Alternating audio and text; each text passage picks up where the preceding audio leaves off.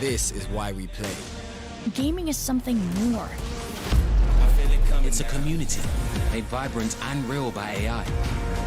Technology helps us to be part of something bigger. Games play as if they were real life. Are you with me now? Said, are you with me now? Ain't felt this good in a while. They want us to simmer down. Can you hear me now? Am I going in and out? I stop and just look around to see if you're with me now. This is why we play. A community. Thousands of communities. Tell me, are you with me now? Ready to put it down. Start at the bottom, already forgot it, but they won't forgive me now. You really ain't ready now. You haters just in the crowd. Nothing can hold you back. So, why do you play?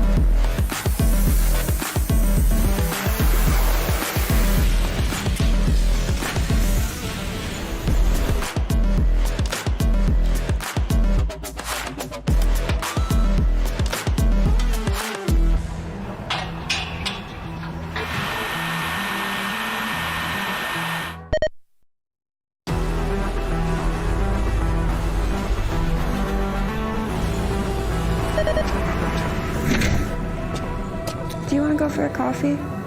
Yeah, sure.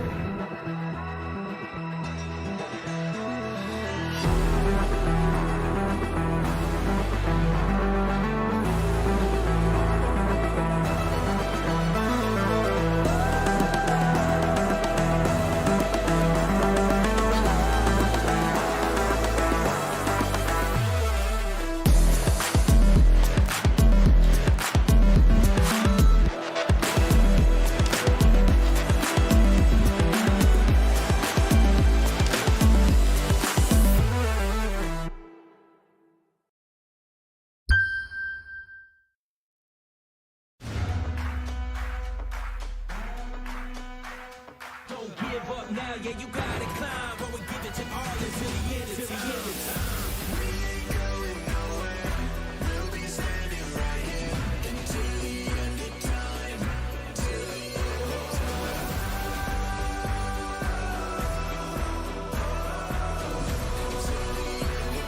They kick me round, but I won't stay down. I run this town, ain't backing down. We go on them rounds. Yeah, the moves will blow, but these roots too deep. I'm on my feet, the underdog, and I won't be beat. Watch everything we work for fall in line. We gon' give it our all until the end of time.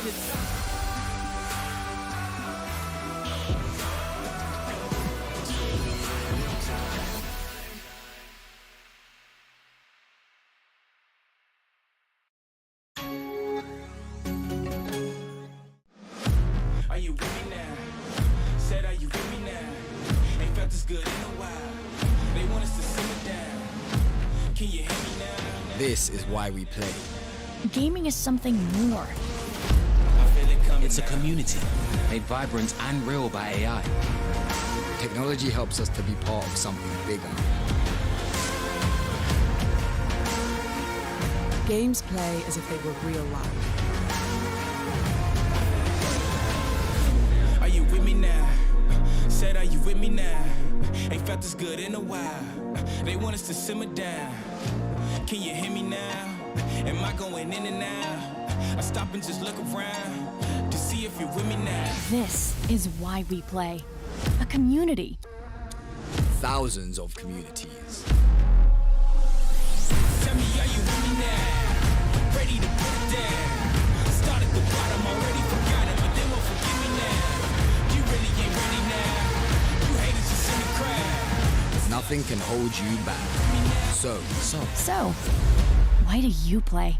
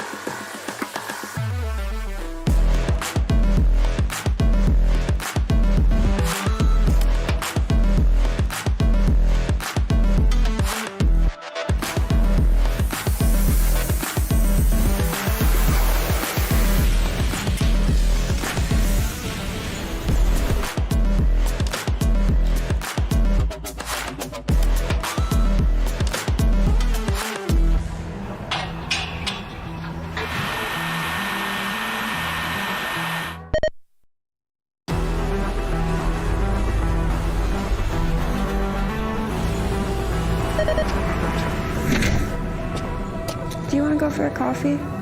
Yeah, sure.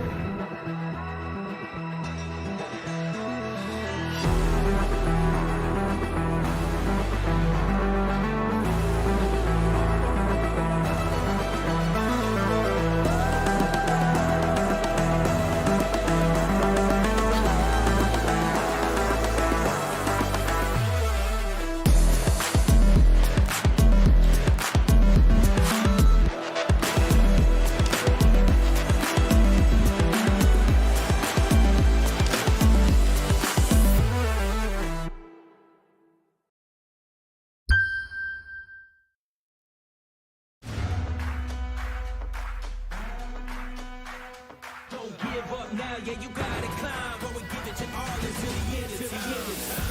We ain't going nowhere. We'll be standing right here until the end of time. Till the end of time.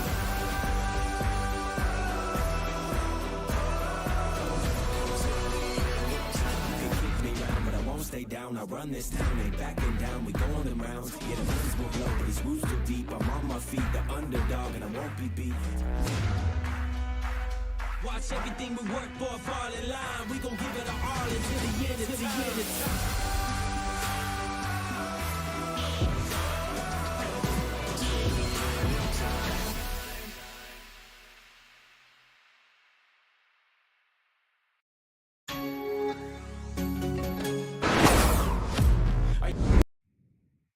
Hey, welcome back, ladies and gentlemen, to Lenovo and Intel presents the Rise of Legion, Kolkata, and we are so excited. This is the CS2 event that we are talking about, and today's day is going to be lined up with a lot of CS2 action. But before going to all of that, I would really like to give a big shout out to all our sponsors who've made this possible for us. I mean, come on, going to CS2 again, these tournaments, bringing back those memories and everything. It's going to be so much fun, right? So here we go. Gaming monitor partner is going to be no other than ViewSonic Gaming. We have gaming headset partner as Sony InZone, esports partner, the Esports Club, and talent partner Maverick. Thank you so much for being here with us. But right now, you know what? The one to tell you all these stories alongside me, it's going to be no other than Scared. So, hey, Scared, how excited are you? Super excited. CS2. I mean, after all, this is the first time I'll be casting for CS2, and that too when the game's been updated. We've seen so many changes coming Yeah. in. I really want to see what kind of gameplay will these teams bring out. What kind of changes will they stick on? And I mean, all those previous plays, then those set plays, lineups, and everything that we've seen through the entirety of CS:GO era. I personally want to Yeah. see what kind of update will we see among the teams. And again, you already know we're talking about Rise of Legions, and there always needs to be a massive prize pool coming in. So we'll be having a look at that as well because it's going to be super 2 lakh INR. That's going to be the total prize pool, and the first place will receive 1 lakh of it, Darshita.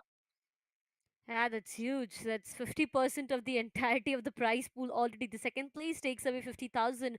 Third place for 25 and fourth for 25 as well. So, more or less, I feel every single team which is making it to the LAN. Ladies and gentlemen, yes, you get me right. We have a LAN happening right in Yes. Kolkata. So, the people of Kolkata, you guys have to be ready for this. Every single team which is making it to the Kolkata LAN is getting rewarded. I mean, you are getting a minimum of at least 25,000 for being in the top 4 itself. So it's going to be intense. There's a True. lot on stake right now alongside the title as well. I mean, achievements, right? It does matter. And starting from now itself, CS2 after, CSGO was a memory for all of these players, and we were in talks True. of so much of what's gonna happen in CS2 and how is it gonna affect the overall community. But here we are with the tournament itself, and I'm so excited to say that this is the LAN that we are gonna witness in a while. But for today's schedule itself, we have the very first match as Team Outlaw going up against the sides of Fire 5 Esports.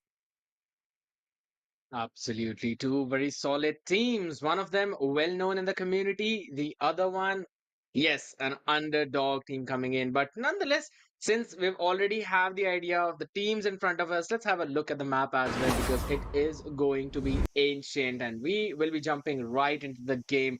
And among all the maps that have received some major changes, I believe ancient is the one which has taken the shorter stick, and it has quite remained the same as it previously was. But even after that, I'm really looking forward to the again those lineups coming in for all of these teams. I've seen many matches, especially for Fire 5 as well. You already know that this team is just made of five super solid players, especially alone boy. You already know that that guy has a broken aim. Yeah, that's gonna be true. I mean, I remember previously when I did see the sides of a lone boy on my screens, he was the one fighting, fragging for his team, and is really good on what he was doing. So today I do have a lot of expectations coming up from the sides of Fire 5 Esports, but going down to Outlaw, I'll be very honest with you. This is a team which is yet a surprise for me. And as I keep on saying it again and again, right, you never know how big the surprise is. For now, execution seems to be heavily favored towards the B side. All of the players trying to make their way towards the B side itself, and the first Oh, frag might just come in. Yes, that's going to be Rambo and Viper going what? down, but the trades are on point from the sides of ZSK. Doubles up for himself. It all goes down to a 3 versus 3. The bomb gets planted, and now it's all about the post plant scenarios. Absolutely, and no kits as well. As of now, we're still gonna see the Oh, engage, and that's a mighty. very solid shot coming in from Mighty. Lost Aim has lost his head in that battle. But since they've already planted the spike, they need to play for post plant. But the question ZSK. is the position noted for ZSK? He's in such a cheeky angle in the meantime. A lone boy, my goodness, ZSK as well, finishing tricks off. So they are going to make sure to secure this one round for themselves at least. No defuse is gonna come in, especially when you lost that much amount of time. A lone boy finishing off kick. A good start. Really good start coming up from the Very sides good of Fire one. 5. I mean, yeah, honestly, the way it all started off, I did feel it might just be the sides of Outlaw, but again, Fire 5, they did manage to pull it back for themselves, and here we are with the very first round itself. And look at a lone boy. He's confident. He Hmm. knows that he can get as many frags as he can. There are going to be a lot of utils as well, but once again, a B execution coming up from the sides of Fire 5 is going to be very vulnerable. The flashes are on point. The initial frag comes in. Viper finds one onto Mighty, but you just cannot underestimate the players of Outlaw. And look, Fire 5 has been just brought down to 2 remaining players. A 2 versus 3 that we are talking about right now. Every one of them have decided to make their way towards the A side. I feel there might be the chance of a lone boy going in for a plant. Yes, the bomb gets planted, and now it's all about the post-plant scenario. No defusal kits Okay. whatsoever. It's completely on time that they are playing a lone boy. Yes, he finds one. It goes down to an equalizer, a 2 versus 2. Now, it completely depends on what these both of players are able to pull off for themselves. It's going to be difficult. The AK is just stopping them. One more for the side of a lone boy. It all goes down to one last remaining player. A lone boy shuts him down as well. 3K for him, and the second round for the sides of Fire 5 Esports. Absolutely. I really feel that Outlaw, they gambled stack on towards the B side. They had an idea this might be another quick hit, and their stack was so Yeah. very perfect.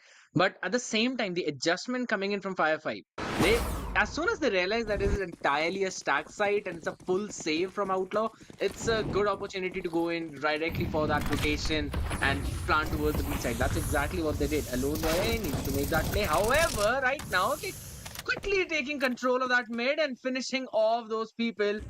That's going to be bothersome for Fire 5 because they've only got 3 more people remaining. And the bomb is, I believe, out in the open. Yeah. It's in the hand of a lone boy as of now, so they've still got the control of it. But they've got absolutely no map control. And if you look at that, the entirety of the mid is open, but through the sniper's nest, it is being watched out. So you already know you can't just directly move into that. You need some more utilities, some smokes, or at least a flash to probably bait you out into that situation. And it just seems a solid defense coming in from Outlaw as of now. As the spray down comes Oh, in, long range fight. Kick wins it out. Lost him though. He's got some solid trades coming in. Still 2v4 and it's very difficult. yeah. It really seems difficult. I mean, 2 remaining players. It's going to be ZSK and Lost Aim. Even if they try to convert one and maybe take it to an equalizer, there are chances that they might just pull this off. But Mighty in his position, they did not anticipate him being there. and that's where they will lose onto that round. It's going to be the very first one for the sides of OutLaw. On the other side, a 1-2 scoreline coming up. I mean, look at Mighty Evil in his position. No one checked that corner, and that's where Fire 5 they lost both of their players. 1-2, a full buy for the sides of OutLaw, which they did convert. And now, economically, yes, they are stable, but on the other side, Fire 5 again to have a buy in the upcoming rounds as well. They need to go in for a save, or even if they try to force in, it might just be way too vulnerable for him. Once again, a B hit coming up from their end, a lot of util exchange, and look how much damage they've already caused. OutLaw, this is a good sign coming up. Oh, Exit. He managed to find CSK with a grenade, and that's way too harmful. It all goes down to 5 losing players back and forth. Lost him is able to convert one, but that's all he could do. And that goes for an equalizer. 2-all scoreline coming up. OutLaw looking really great with those utils. I mean, only with that mollies and grenades, they were able to just destroy the sides of Fire 5. it just seems that Fire Five they've got this one-dimensional mentality where they're just running through the ramps and trying to take control of the B site, and that choke point is pretty difficult to move Yeah. through until and unless you've got some pressure coming in from the cave side. Otherwise, that one angle will be just blocked in, and it will be naded. It will be Molotov. Yeah, you can try and throw the smoke over that, but still, you need to utilize another set of utility. Then you need to have a couple of flashbangs to push through that smoke. It is going to become very difficult. And in the meantime, what right now is difficult is for F5 to try and go in for this plant, as they've already lost a lone boy. They've got the bomb in hand. That's going to be another fight being taken behind the box. Viper use up that nade, but in the meantime does not anticipate Keck coming in from the other side, though that nade definitely did took out Tricks. So numbers advantage still in the favor of OutLaw, as it's Excite making sure that his team does not give up onto that whatsoever. Holding the sniper's net, holding the entire mid all alone, and pushing F5 back with that nade as well. I mean, all they've got to do right now is that they can try and go towards the A side, because No. that's where it's not heavily stacked, I guess. Just one person taking care of it, but they did not anticipate the lurk from Incognito. Taken care of by Lost Aim, but picking up the bomb. Anticipates it, goes in for the fight. Takes some heavy chunk of damage. And he'll probably be hunted down at this point. No, he gets another pick. Excite gets taken down. He can try and get the plant down. Maybe not, as Kek's position unanticipated, and he cleaned it up, securing the third one for his team. To start things off itself, if I talk about the pistol round and the upcoming as well, Fire 5 was looking really great. But over and over again, they are trying to go in for the same executions. Also, if I talk about the amount of utilities, I mean, in terms of flashes and smokes, if you talk about that, I don't really see Hmm. Fire 5 and their util usage being that high. Now, if you talk about the sides of OutLaw, look, there is an execution and there's a heavy presence towards the mid already. And look at the amount of util that they have already invested onto. So much perfect flashes coming up this time from Keck, and that will help Exit to take 2 frags onto his name. He himself converts one more. Fire 5 is completely clueless right now. It all goes down to 2 remaining players in the same angle over and over again. Incognito, he punishes a lone boy. ZSK, yes, he's able Okay. to find one. Does retrieve a weapon out there, but how much will he be able to convert out of that? Because looking at Mighty and his position, it's look way too vulnerable. Now they know where he is. Mighty might just come out and find him. No, that's going to be ZSK who Ooh. converts one more. A 2 versus 1. Oh, a 1v2. That Mighty. Oh, that the sides of ZSK needs to clutch for his team. But look at him, 53 HP and a dream. I just find one Oh! more. Yes, he does. Excite gets taken down. A 1 versus 1. This is way too doable. But Trix, does he anticipate him being there? If not, this is going to be way too deadly. He needs to look Oh! behind. He knows where he is. 1 HP is all he's surviving onto. A 1v1. He manages. No, he does not. He was so close of taking down Trix. But it's going to be Trix either way who comes up on top, shuts him down, and gets the round back for the sides of Team OutLaw. 4 consecutive rounds back to back. Fire 5 Esports. This My this was God. almost theirs. Absolutely. And the fact that the only investment in that entire round was just a couple of pistols and nothing apart from that, Yeah. that just clearly shows you the potential of Fire 5 and what they can do once they slow that round. Now, since in the past two rounds you have already seen Outlaw going in for that super fast mid push, this time you can try and prepare a counter play for that, and you can probably play along Yeah. towards the other side of the map, or maybe you can just try and counter it by your own mollies and your own frags to stop their advance and stop their push.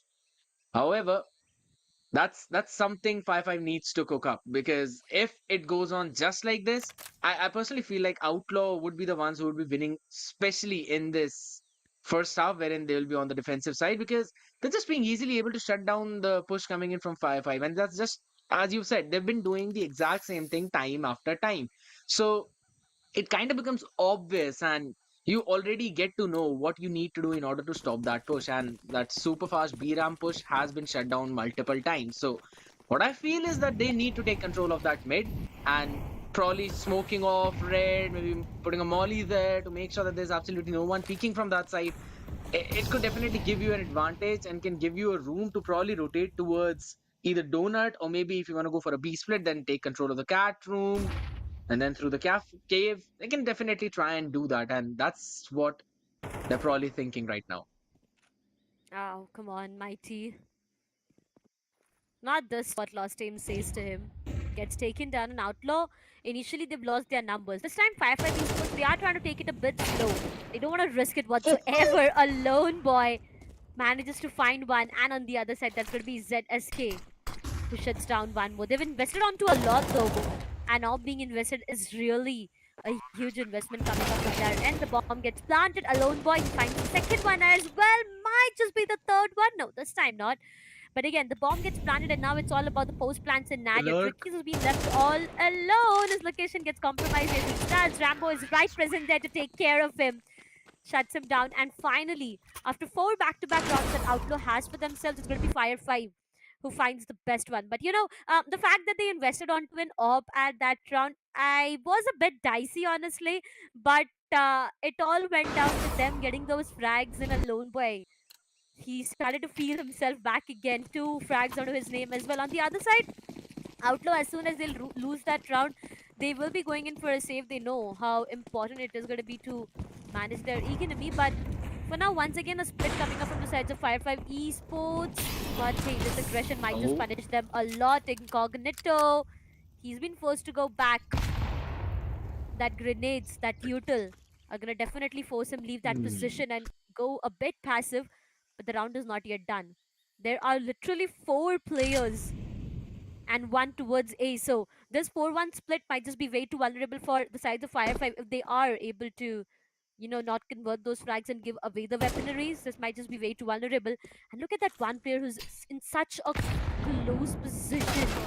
The Oh. grenade goes in, What? and that's gonna be Incognito. That's what I was talking about. Incognito finds one, but that's all, as Viper and a lone boy, they team up to take 2-4-3 is what the scoreline is. But same is the thing with the amount of players that we have available right now. Lost team trying to take one Ooh. player down. He knows trying to peek might just get denied. Yes, that's going to be Tricks who goes down. Outlaws lost their number, and there are high probability chances of us heading towards a 4 or equalizer. Yes, but look at the presence of Lost Aim and Rambo. They've taken so much map space, so much control, even ready to cut off the rotations entirely. That's Mighty falling off as well, and the round going in for Fire 5. So they've equalized the numbers, but again, the previous one was a super save round. You only had pistols to bring into that one, and still getting a couple of kills out of that. That is something I believe Outlaw would be happy with. Now they can go in for the investment as well. And again, you were talking about the AWP. Alone Boy is the one Yeah. handling that. While on the other side, you will be seeing Tricks with the exact same weaponry. So it's gonna come down to that sniper battle. However, mid aggression is the name of the game, as both the teams getting Kick. one kill off of that. But how did Kek get Rambo, especially when he was blinded? That is some cracked aim coming in. But the control position anticipated. A lone boy quickly getting one with the orb, and ZSK falling with pick off on kick as well. Throws off the molly towards Sniper's Nest, making sure that if there's anyone there, they would have to move backwards. They've got the entire control of the B site as well. The only thing is that they've not realized it yet. I mean, I feel the only option that the sides of Outlaw right now has is to go in for a save. They all Yep. they can do is maybe wait for some exit frags and go in for a save, because looking at what the economy is and also the investment on an op, you know how heavy of an investment it is. So losing on to that might just give a lot more of an advantage to the sides of 5 Esports, and that's what they are going to do. Look at them towards the A side is where you do see him, and they're just going to go in and save Hmm. all the weapons that they have. They do not want to risk it whatsoever. Mighty does have a diffusal kit though, but still risking it, it's going to be way too, Yeah. vulnerable for him. 4 all is what the scoreline is. Fire 5 again. There was a time when they were losing on to rounds back to back, but Trix, Ooh. no, he's not going to convert. Eh. One more try, maybe this time he is able to convert. Yes, he is. Shuts Oh. down the sides of a lone boy, and he is able to get the off back in the upcoming round. But the lead has been snatched away from the sides of Fire 5 Esports for now, and they are on the fifth one for themselves. I really like the presence of mind coming up from the sides of both these players. For Fire 5 Esports, I mean, the way they went in to take the mid control all towards the sniper nest, and Hmm. they got those frags. They checked each and every corner. They did not miss out to those corners as well. So it was really a good side coming up from them. But for now, Outlaw again, very difficult. A lot of responsibilities onto Mighty and Tricks, honestly, because of the weaponry upgrade that they have. Rest all players going down to Hmm. few pistols. The initial frag might just come in for the sides of 5 Esports. I mean, look, once again, it's got to be a lot more of presence towards the A side. As compared to the B, there's one player towards the B, and that's going to be Lost Aim, trying his level best to maybe convert one, but hey, Tricks, good for one. No, he is not. Trix will be definitely getting punished out there to miss onto that shot, and now it all goes down to one last remaining player position. Anticipated a round with no flaws for the sides of Fire 5 and the sixth one on board. And the best part for them is that they've taken the AWP out of the hands of outlaws. So they Yeah, can't reinvest into that one. They don't have the creds for that. M4s is what they're looking for. But Mighty, I guess he's probably going in for the save. Or maybe last man by. Yeah, that's what they're taking. Couple of diffuse kits.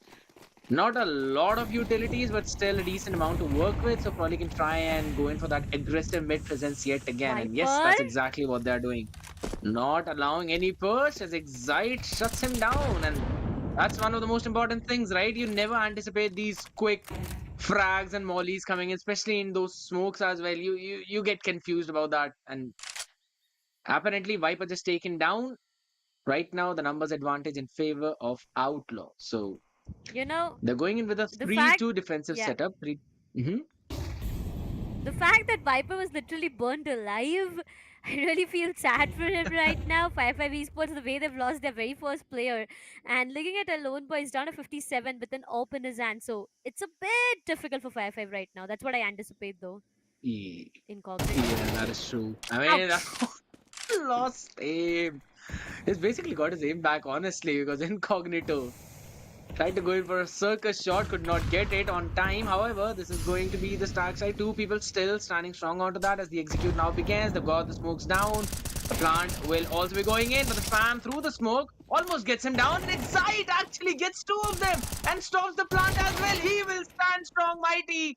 As he's supporting, Rambo gets taken down. Lost aim. The last one standing. The Sky has to get two more people out there. Turns it into a 1v1 only to fall by the hands of Kek as it shuts him down and secures the round for his team. Yep. Jeez.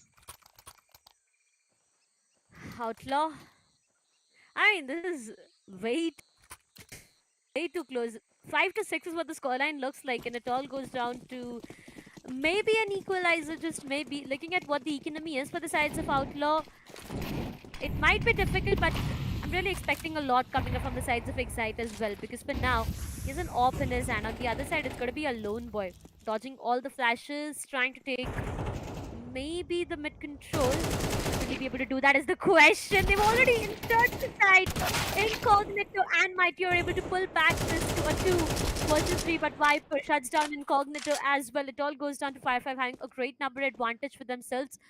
And they might just make their way towards the B side. Most probably there's one player towards the back alley though, but Mighty will, what will he be able to change? Because those flashes are And those smokes are going to deny him a lot of vision. And that's exactly what the case is. He's trying to take one player down through the smoke. He is able to do that. Rambo gets taken down 2 versus 2.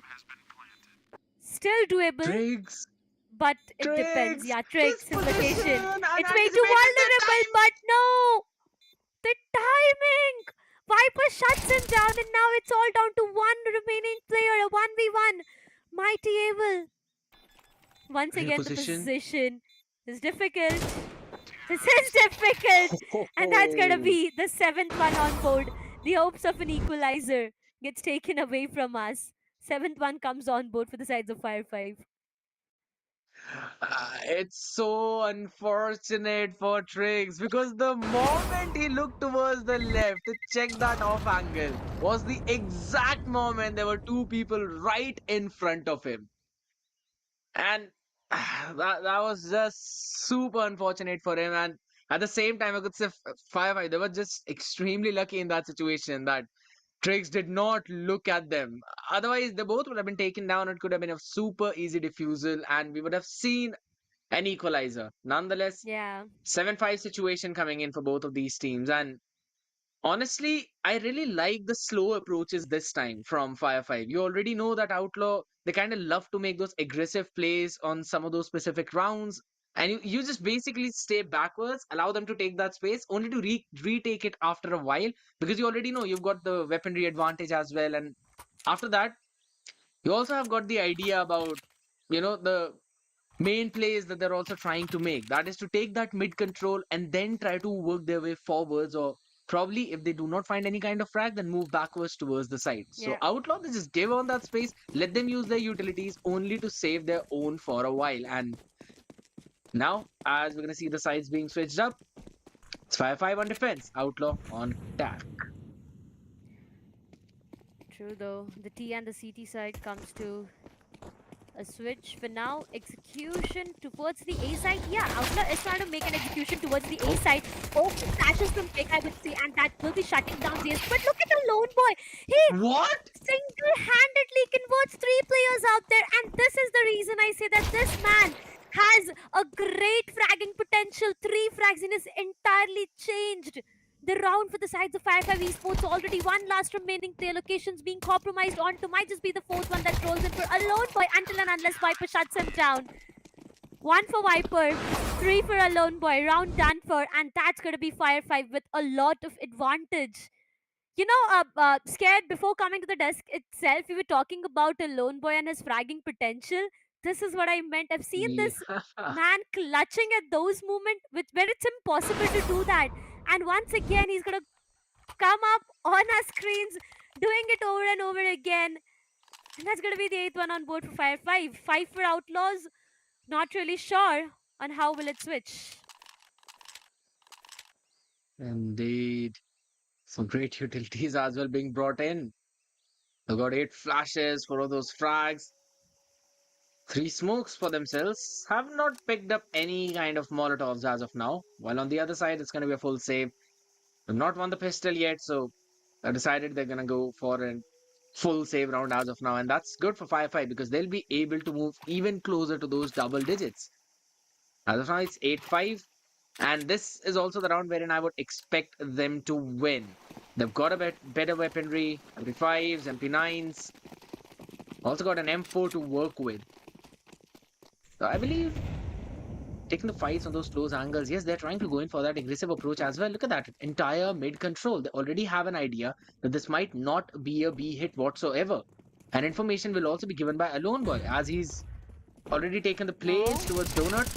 Gonna try and spray them Got a down. Sheesh. Rambo for the follow-up coming in with 2 of his own frags. Oh my goodness. That's just a massacre on towards the site. As soon as they realize it's going to be an A hit, they moved in unison and perfectly went in for that crunch, shut them down, did not even allow him to go for the plant. Fire 5 Esports right now, I mean, look at the lead that they have. One more round for the double digits in Outlaw. Now this round is going to decide a lot of things. They've invested onto a lot, and there are few players on the sides of Outlaw that have $0 whatsoever. So There's a lot of poverty that might just hit them, but Rambo and his mid-aggression, he does not want to stop whatsoever. 2 frags already, lost 1 for the sides of 5-5 Esports, but that's completely alright. They are hurting the economy coming up for the sides of Outlaw Esports, and that's not a great sign to witness for them. 5-5 Esports, they still have 1 AK being invested onto from the sides of ZSK, and the amount of players that they have right now and the way they have the map control for themselves, it's really a good sign coming up now. Mighty Evil, he needs to win this. He gets denied. ZSK doubles it up for himself, and it all goes down to one last remaining player, Trix. The last one to survive. AK. 1 minute, and a dream is able to convert one onto ZSK, but that's all. A lone boy shuts him down. And that's going to be the another round that rolls in for the sides of Fire 5 Esports. Slowly and steadily, Fire 5 is able to deny every single play coming up from the sides of Outlaw. And this time, over and over again, you see, they are having such a good control.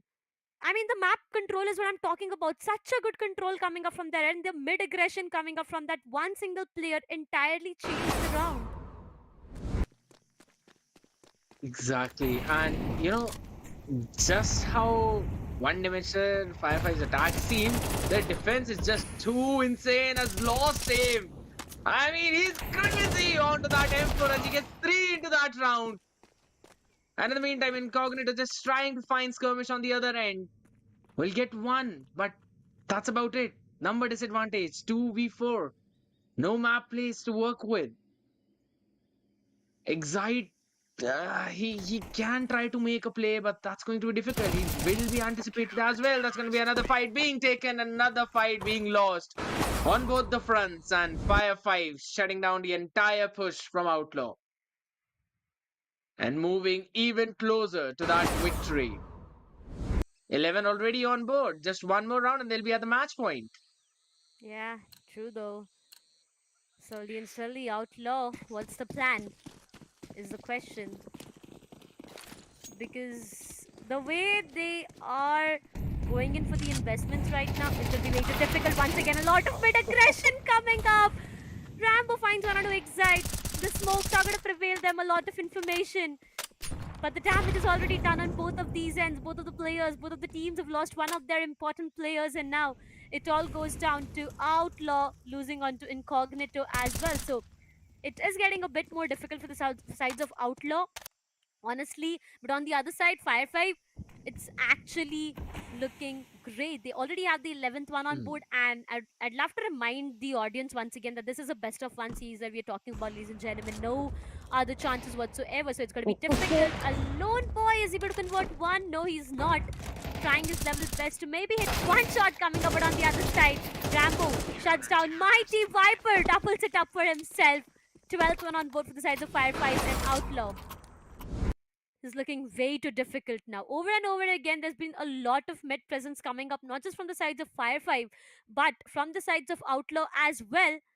But the fact that they are not even, having a chance to go and get the bomb planted. The sides of Fire 5 is not even allowing them to do that. And this might just be scared the last round that we are talking about. Highly possible, because you can look at the utility usage time and time again. A couple of mollies, then a flash, and just 2 players. Look at the amount of map that they're trying to control. However, Excite and K quickly coming out on top with those trades. But the slurk could be everything, and ZSK gets 1. They can try to convert it into something more, as they can maybe go in for a pinch. A lone boy will not let them go off without a punish, and ZSK, his position unanticipated. Incognito, someone needs to check behind, otherwise this could be everything in this round. And probably try and double it up, as Viper still holds strong on that side. Tries to get 1, cannot get the second. Mighty gets that shutdown. Bomb will definitely go down. The smoke to deny any kind of vision, but there we go. The luck is anticipated. Incognito shuts down ZSK. A lone boy with the AWP in hand. How much can you do? Molly on your face. 2 different angles to watch out for. More or less like a crossfire setup. Smoke walls. I don't think so he can do anything at this point. Yep, that's going to be the shutdown coming in. He tried to go in for another smoke play to deny some vision, but finally Outlaw finding a break through the defense of Fire 5 and finally being able to secure a round for themselves.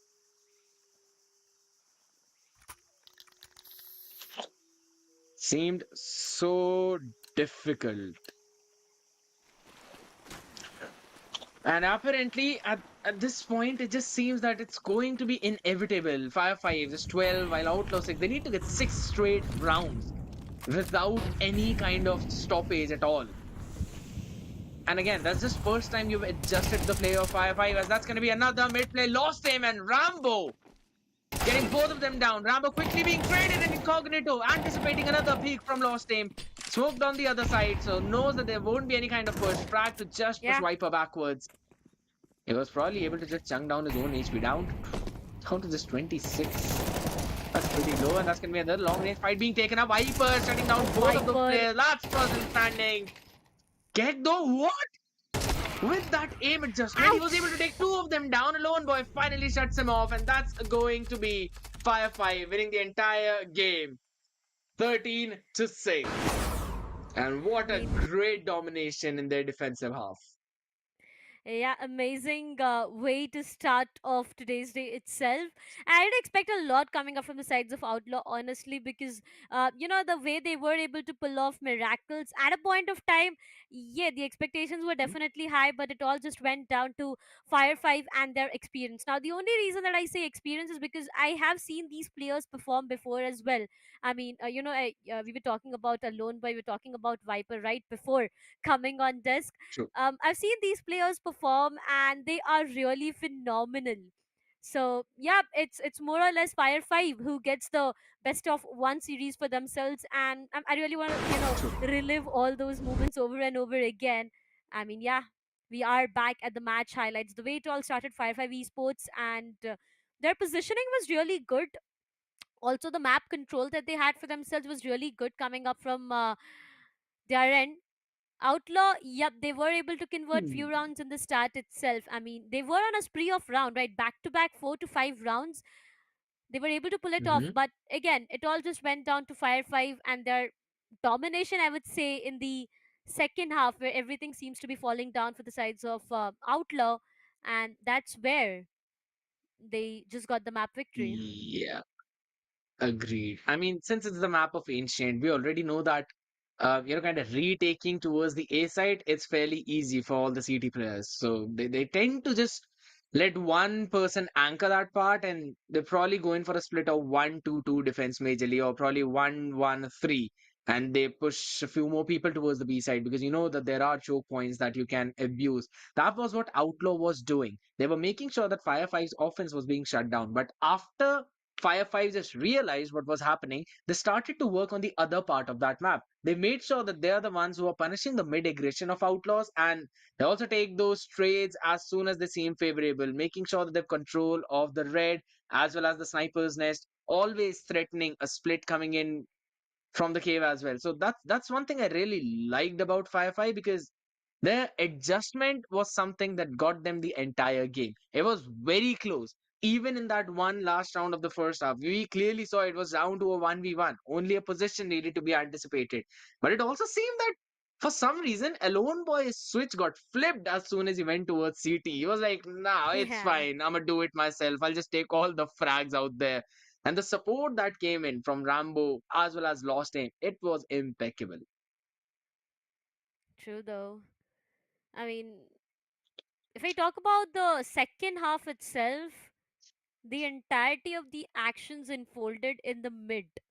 Every single time you see Hmm. there was a lot of mid presence. Both of the ends, they were trying to have the mid control for themselves, and there was a lot of denial coming up, especially for the sides of Outlaw, right? Every single time they were trying to go in for an execution, they were getting denied. I'm not really sure on why the util usage was not that great as compared to what it was in the first half itself, but going down to the second half, Fire 5 Esports, the flashes, the smokes, and all the other utils, they seem to be really good.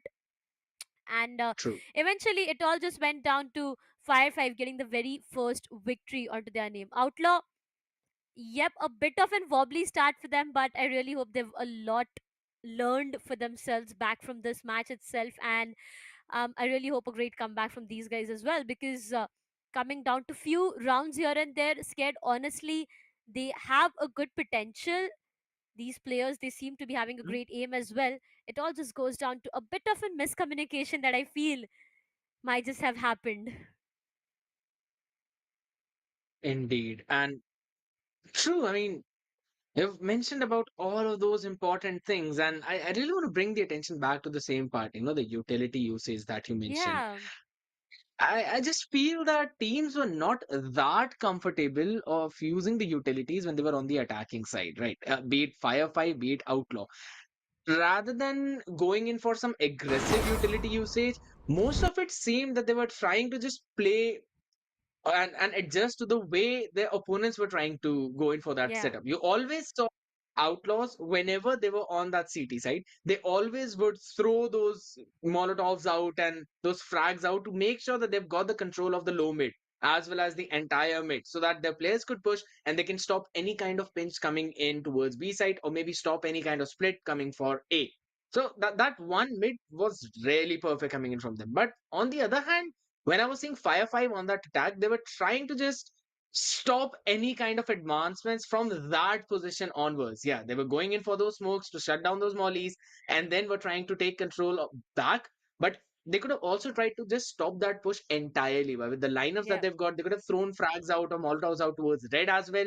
So that if in case Outlaw wanted to cross that part, they would have had to use at least one smoke to shut that molly down, and they would have to respect the frag as well coming in if in case they wanted to push that part. And it could also be said for both the teams when Firefive were on that CT side as well as Outlaw were on the offensive side. You could clearly see how Firefive were taking that map control. They were aggressively taking that map space. But on the other hand, Outlaw, they were just trying to retaliate, but not in an aggressive way, in a very passive way, in a very defensive way, which basically resulted in them going in with super um, unfavorable fight scenarios wherein they would have to check multiple corners out there and they were being pincered from two different directions. So it kind of felt like the attacking needs a little bit of brushing up. But when Outlaws were on the defense, it just seemed that they might as well take the game if in case they play exactly the way they were playing.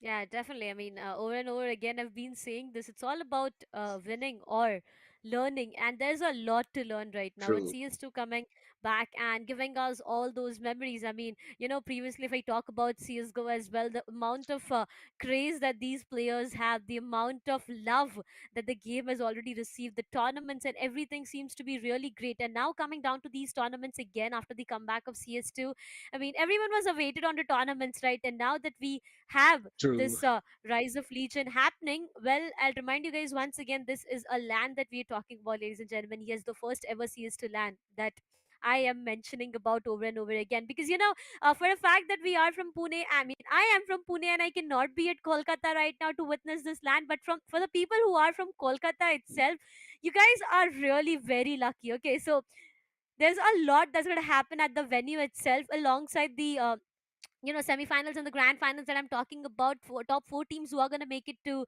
the land venue. There's a lot of things. The experience is going to be something very different. So if you are in Kolkata and you are not going to witness this land by being in person there, trust me, you are missing out on a lot. So make sure to be present at the Agreed. venue, because we have the free tickets down in the description. You can go down in the description and check out the free tickets. Yes. But for now, we'll just hop into a quick short break, because we will be preparing for the second match. So until then, just stay tuned and I'll see you guys in a while.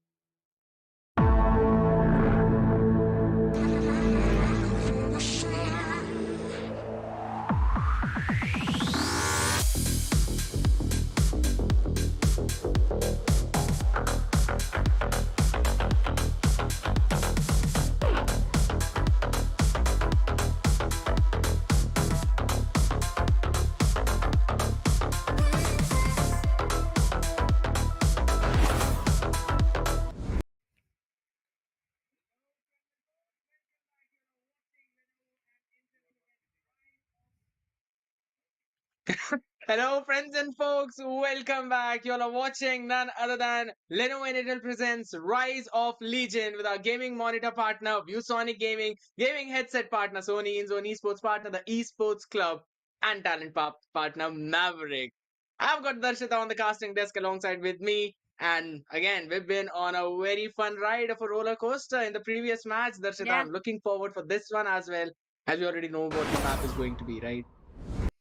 Yeah, we already know what the map is going to be, but right now I really want to focus on the teams as well. Hurry Om Esports going up against the sides of Griffins Esports. Both of these teams have performed previously. They've shown amazing gameplays, and now coming back to them going up against each other, it's going to be really interesting. Especially if I talk about the sides of Hariom Esports. I mean, I have nothing to take from the sides of Griffins, honestly, but I feel Hariom Esports they have a slight edge in winning this one because look at the players. Headshot, we have Yellow Flash, Evil, Champ, Lynx. We know all of these players. You've seen them perform previously. Now coming back to the same team and a different name. I'm just getting the previous vibes again. Going down to the sides of Griffins right now, we have Friday, Dave, Lack Phase, we have Shattered and Ad. So all of these players once again are going to be a big surprise to me. But again, as I was expecting a lot from the sides of Outlaws, I am expecting a lot from the sides of Griffins as well. Indeed. I mean, we clearly saw the potential of the underdog team, especially in the previous one where Outlaws were just literally neck to neck up against Fireflies. So I'm expecting the same kind of thing even in this one. However, Hayami scores this time on the attack. Oh my goodness! Yellow Flash. What was that? Nasty shot right through the skull of Friday. And this gives them a chance on towards taking the side. Nonetheless, they denies that. Quickly solid for two of them, as he already takes care of both the people coming in from that choke point. So they will make sure that now they've got the entire control of the side. But look at this lurk coming in from mid. Fight swing taken, position noted. It should be the one to win this one. And Ouch. anticipated. Yes, that's going to be. He shuts down Evil Prince, and it's only headshot remaining. That pistol Yep. round quickly snowballed into a very solid round coming in for Griffin. For the sides of Griffins, honestly, it is a good start. Headshot special, the only one remaining player. I mean, yeah, I have seen this man clutch a lot of times, but expecting a Mhm. 1v4 at this point of time when he just has 40 seconds remaining, it's a lot, honestly, because he needs to go in the site True. as well, get the bomb planted, pray for post plant. Phase Dave, maybe he will be able to do that. No, is the answer as headshot special gets taken down. Oh, And okay, well, Dave does have a message for shots headshot though, fired. but again, yeah, that's gonna be the first round that rolls in for the sides of Griffins. On the other side, Hari Om Esports, not that great of a start, but again, It's all about the pistol round. And coming down to the second, I feel Hariom Esports, they will be on the complete save. They did not even get a chance to go in and plant the bomb. So no rewards whatsoever. On the other side, if I talk about the sides of Griffins right now, they will be investing onto few weaponries here and there and a lot of mid presence. They really want the mid control for themselves and are not allowing the sides of Yep. Hariom Esports even to step a bit further. A split coming up. There's going to be a 3-2 split, 3 for the sides of B, 2 towards B as A as well, but yet they are waiting for that right opportunity to strike in. The smokes are going to prevail a lot more of an information to them. But Dave, if he walks into the smoke and be a bit more hungry for kills, then that's going to be very too difficult. Two players from the sides of Griffins have already been brought down to 70 and 80 of their health, so they need to be a bit more careful. If they give away their weapons to Hariom, it's going to be way Hmm. more vulnerable for them. Slowly and steadily, still outside B. Yellow flash. Will he be able to connect one? Even if Hmm. he is able to do that, that's going to be a lot of damage coming up though. That is true, but one thing that I'm confused about was the fact that Ad was the one who went in for the rotation towards the B side. Now it is going to be Friday, taking his space and trying to control the mid, but this basically could leave an opening to try and take control of Donut and go for an A split, but that does not seem to be the place where Hariom wants to end up at. They are still looking for that B split. And again, the position being held, left phase, is B taking that first contact coming in. The question is when, as the first bullet fires up, that's going to be one trade going in, another one. Back phase speaks perfectly. And him and they have shut down the entire push. That's going to be bomb Headshot planted special? on towards the A side though. He found that opening. Yep. Headshot had the bomb, and Ouch! my god, he clearly shows why he's got that name as he shatters the head of Shatter, and they're still gonna move forward though. I don't think so he's gonna get anything apart from that, but at least respecting his style. He also gets ad on the go. Friday will shut him down with Famis and will get the defuse in as well. So got the defuse kit as, so they're not gonna have any major problems. Second round coming in for them, but Hariom did make it a little expensive, I would say. Yep, that's gonna be headshot, honestly, who did it too. Perfect connections coming up from that deagle. I mean, look at that. One, and then it was Ad who just added onto the same party out there. 2-0 to start Yep. things off itself. Griffin, they do have a great start, but on the other side, Hariom Esports. Now, this is a 5 AK. They have invested onto a lot more of an investment. Flashes are on point to the smoke. That's going to be Ad who's trying to take one player down, but eventually there's nothing that he will be able to convert. There's a lot of mid presence coming up from the sides of Hariom Esports for now. They really want to have that mid control for themselves, and the bomb might just make it way towards the A side probably. Yeah, they are trying to make their way towards the A side itself, but three players holding mid now. That might just be a big shock. That might just go down for the sides of Griffins, because look at the way they're just holding back their position towards the donut, and maybe the A side is what the execution might be like.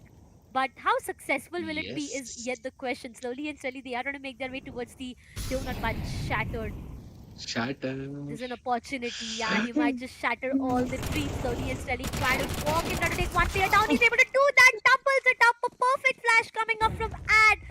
And that's going to get it. A 3 versus 3. Numbers have equalized coming up from both of these ends. And now it all goes down. The 3 remaining there make it 2. As Lynx will be taken down. Hariom Esports, they are able to plant the bomb, but the numbers are not What? working in their favor. And now Yellow Flash is left all alone. Yellow Flash is known to be a clutch machine for his team, but little does he know that Friday will shut him down, and that's going to be the third one. Team Griffins, they are denying every single thing. The sides of Hariom Esports for now, and they've got the third one for them, where they have denied a full buy Oh, for the sides of Hariom, which means this round they are not going to have a good economy whatsoever.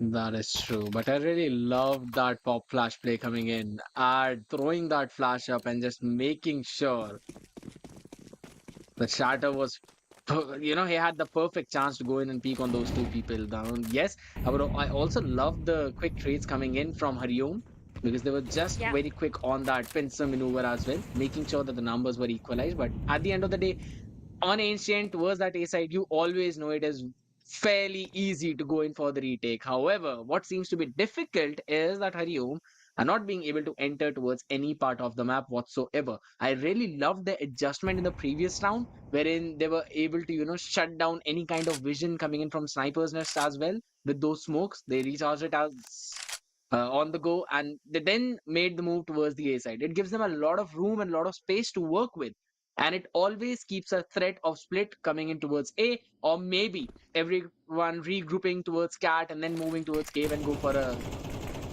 pincer towards B side. So I really love that maneuver. However, in this round, they've got the guns but not the utility, so it seems difficult for them to probably go and get a sight in, and that too when they've already Yeah. lost links for that off in the hands of Blackface. Oh, Oh, come on. Come the on. gap in the You did not. smoke. The You just did not do that. jeez. Yellow Insane. flash. That's the only word I've got for him. Insane. That's Griffin deleting yellow flash out of that round. Shatter gets taken down.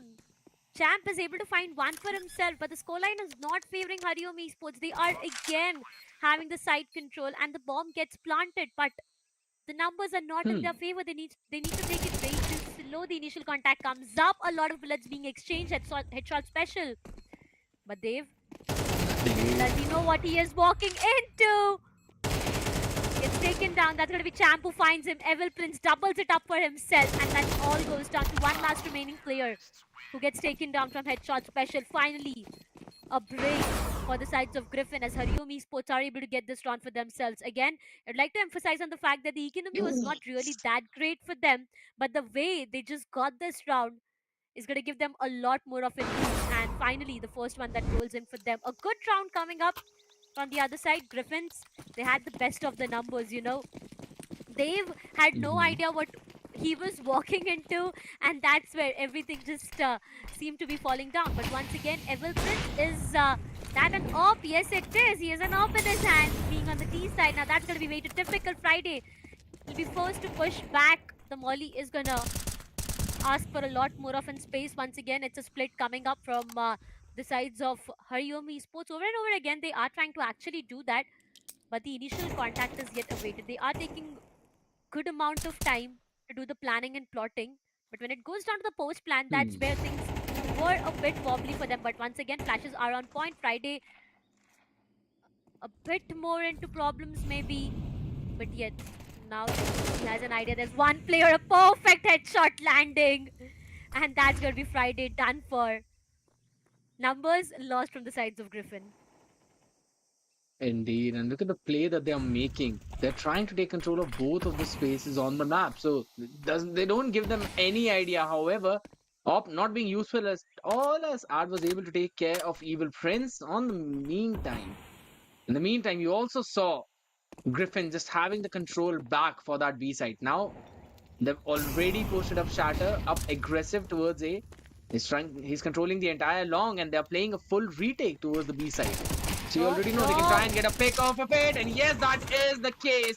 As through the smoke, Blackface tries to go in for the spray down. Nonetheless, Ad could not find the pick on Champ, and is still keeping the opponents in check, making sure that they do not have that numbers advantage when going for the retake. Those spray down in the smoke. Does he anticipate this position? If he moves inside, he's basically giving him the mission and headshot. Gets another head onto him right away. Shatter anticipating that. Goes in for the spray down. He's got a lot of angles to clear. He does not have the kit. I don't even think so. He's got enough time to go in for the defuse. The better choice is to go and save this rifle. But Champ even denies that as he himself tries to run away. With another round indeed. So that's going to be Hariom finally finding their footing. Yes, it was messy. It was kind of scrappy, but they eventually came out on top. The point where Yellow Flash went in towards the back alley even without the smoke. I mean, yeah, the timing was a bit different out there for the smoke and for Yellow Flash to go in for that peak. That's where he did lose onto that fight, but I think that's completely alright now. Once again, the Molotov seems to be perfect, and looking at what the economy is for the sides of Griffin, more or less, this just can't be an equalizer until and unless they are able to do some miracles out there. And if they are able to pull off that, it's going to be way too difficult for the sides of Hariom Esports to even digest. So everything needs to be way too careful. But for now, they've got an easy side control for themselves. The bomb gets planted, and it's all about a 5v5 retake. Maybe a hunt that might just come up from the sides of Hariom Esports. They know where these players are, and that's going to be at the shutdown. Links, a perfect shot coming up. Link says a boy, and now Hariom Esports, they need to be a bit careful. Well, the sides of Griffin, they do not have a defusal kit whatsoever, so maybe a 5-man save is what they can do until and unless Yep. it's Hariom Esports who just comes out for a hunt and shuts down headshot as well. What is this man actually up to? Two frags, finally Evil Prince stops Ad out there, and he's gonna double it up by taking down FaZe as well. Champ shuts down Dave. Evil Prince gets taken down to the bomb radius though, but an equalizer that we were talking about. 3-all scoreline, ladies and gentlemen. But Ad, those perfect shots from his end, denied two players though with the pistol that he had. Yeah, absolutely. And you can see that there are a couple of AKs being worked up from Griffin as well. So, they're going to get the solid weaponry in this one. I got the crits for Yeah. it. As for the utilities, I'm not quite sure. I believe they should have enough to probably get them, at least for their teammates. It should help them out. However, on towards the other side, Hariom. Their creds do seem a little bit wobbly. Even though they are winning the round, the problem with them winning in those situations is the fact that it's being very expensive, right? You've seen the way Griffins are just able to shut down at least two or even three of those people. I believe two of them Yeah. rounds were where Hariom probably won with just one man standing. So that clearly gives a decent enough advantage, or at least a room for Griffins to work with and work around. Right now, we're going to be heading into a technical pause as well, making sure the players are just packed up, ready for the next one. As you already know, these strategic timeouts are super important to stop the momentum, discussing where the things are going wrong, and then moving forward in the round. So, as of now, no AWP being brought out as well from neither of them. So, those sniper shots Yeah. are not coming in. But the question is, will Griffin go in for the same kind of aggression towards mid that we've been seeing? That was being followed by Outlaws and even Fire 5. They were going in for some early aggressive mid plays. I think so. Griffin can also try and switch things up. They're stacking B, but they're kind of leaving their A site open. And that is where Hariom are also capitalizing. But I think so. Griffin can try and take control of that mid to maybe deny that split. Yeah. True though. 3-all is what the scoreline is. Again, to start things off itself. I'm just getting a deja vu feeling, honestly. But over and over again, as you said, the mid aggression is coming into the play, coming up from the sides of Griffin this time. Look at them.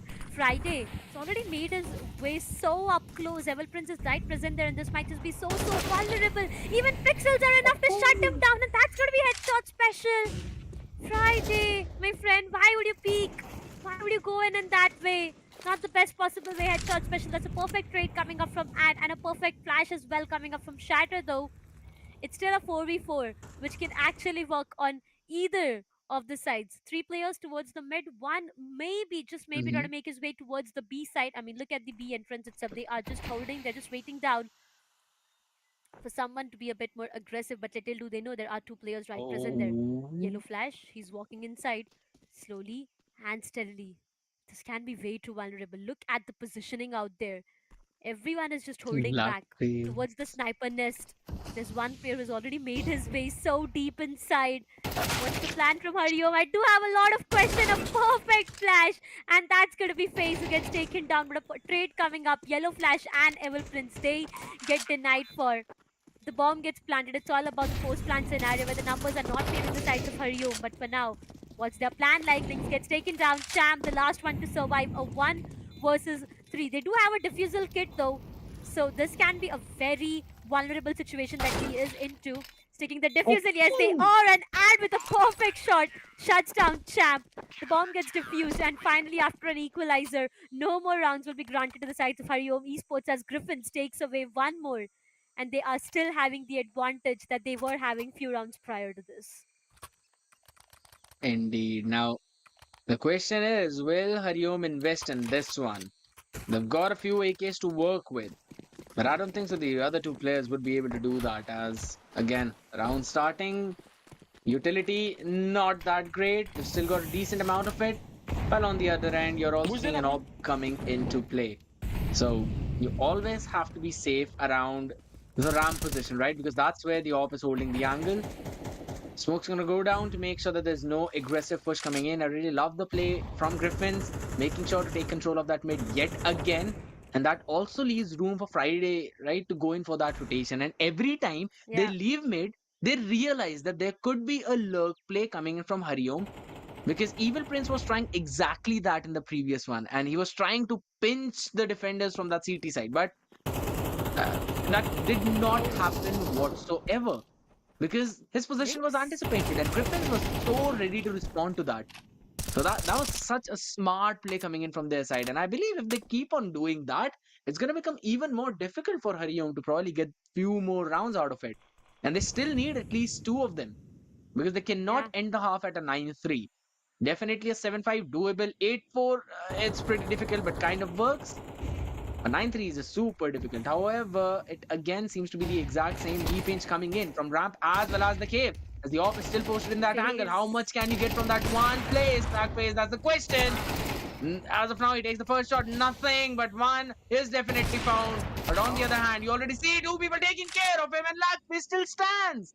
He was able to take two of them down before he fell to Champ, who's holding that one angle, but has finally been taken down. Came down to a last 1v1.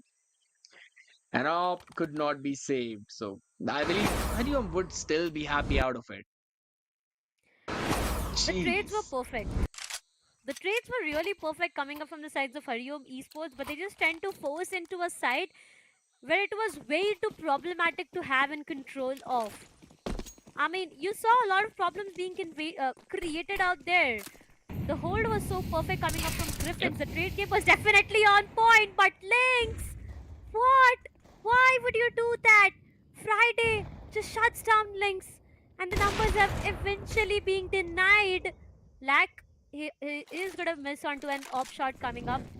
But for now, he's be forced out of that position, needs to go behind because he's not really sure on how many players might just walk into his crosses. On the other side, if I talk about Ad for now, look at the positioning. Oh, And I feel Evil Prince does anticipate that, but Ad having a weaponry advantage will shut down Evil Prince as well. Team Hariom Esports, they've already lost two of their players, and this might just be the third one that joins the same party because Dave, the way he's giving damage to all the players out there towards the B side, it gets taken down. Headshot special says a goodbye, and now it's all about the two remaining players. There's still one player. I mean, look at Griffin Esports. There's still one player who's going to hold the A positioning out there. The A site out there does not even matter of what the B site execution is like. But Champ, good for one, maybe just one. Yes, he is. Takes down Dave, but that's all he could do before getting taken down. And that's going to be the sixth one on board. Griffin Esports right now rounds back to back. And for the size of Hariom Esports, it's just about those three rounds that they did have their hands on to, but after that, it was a complete silence coming up from their end.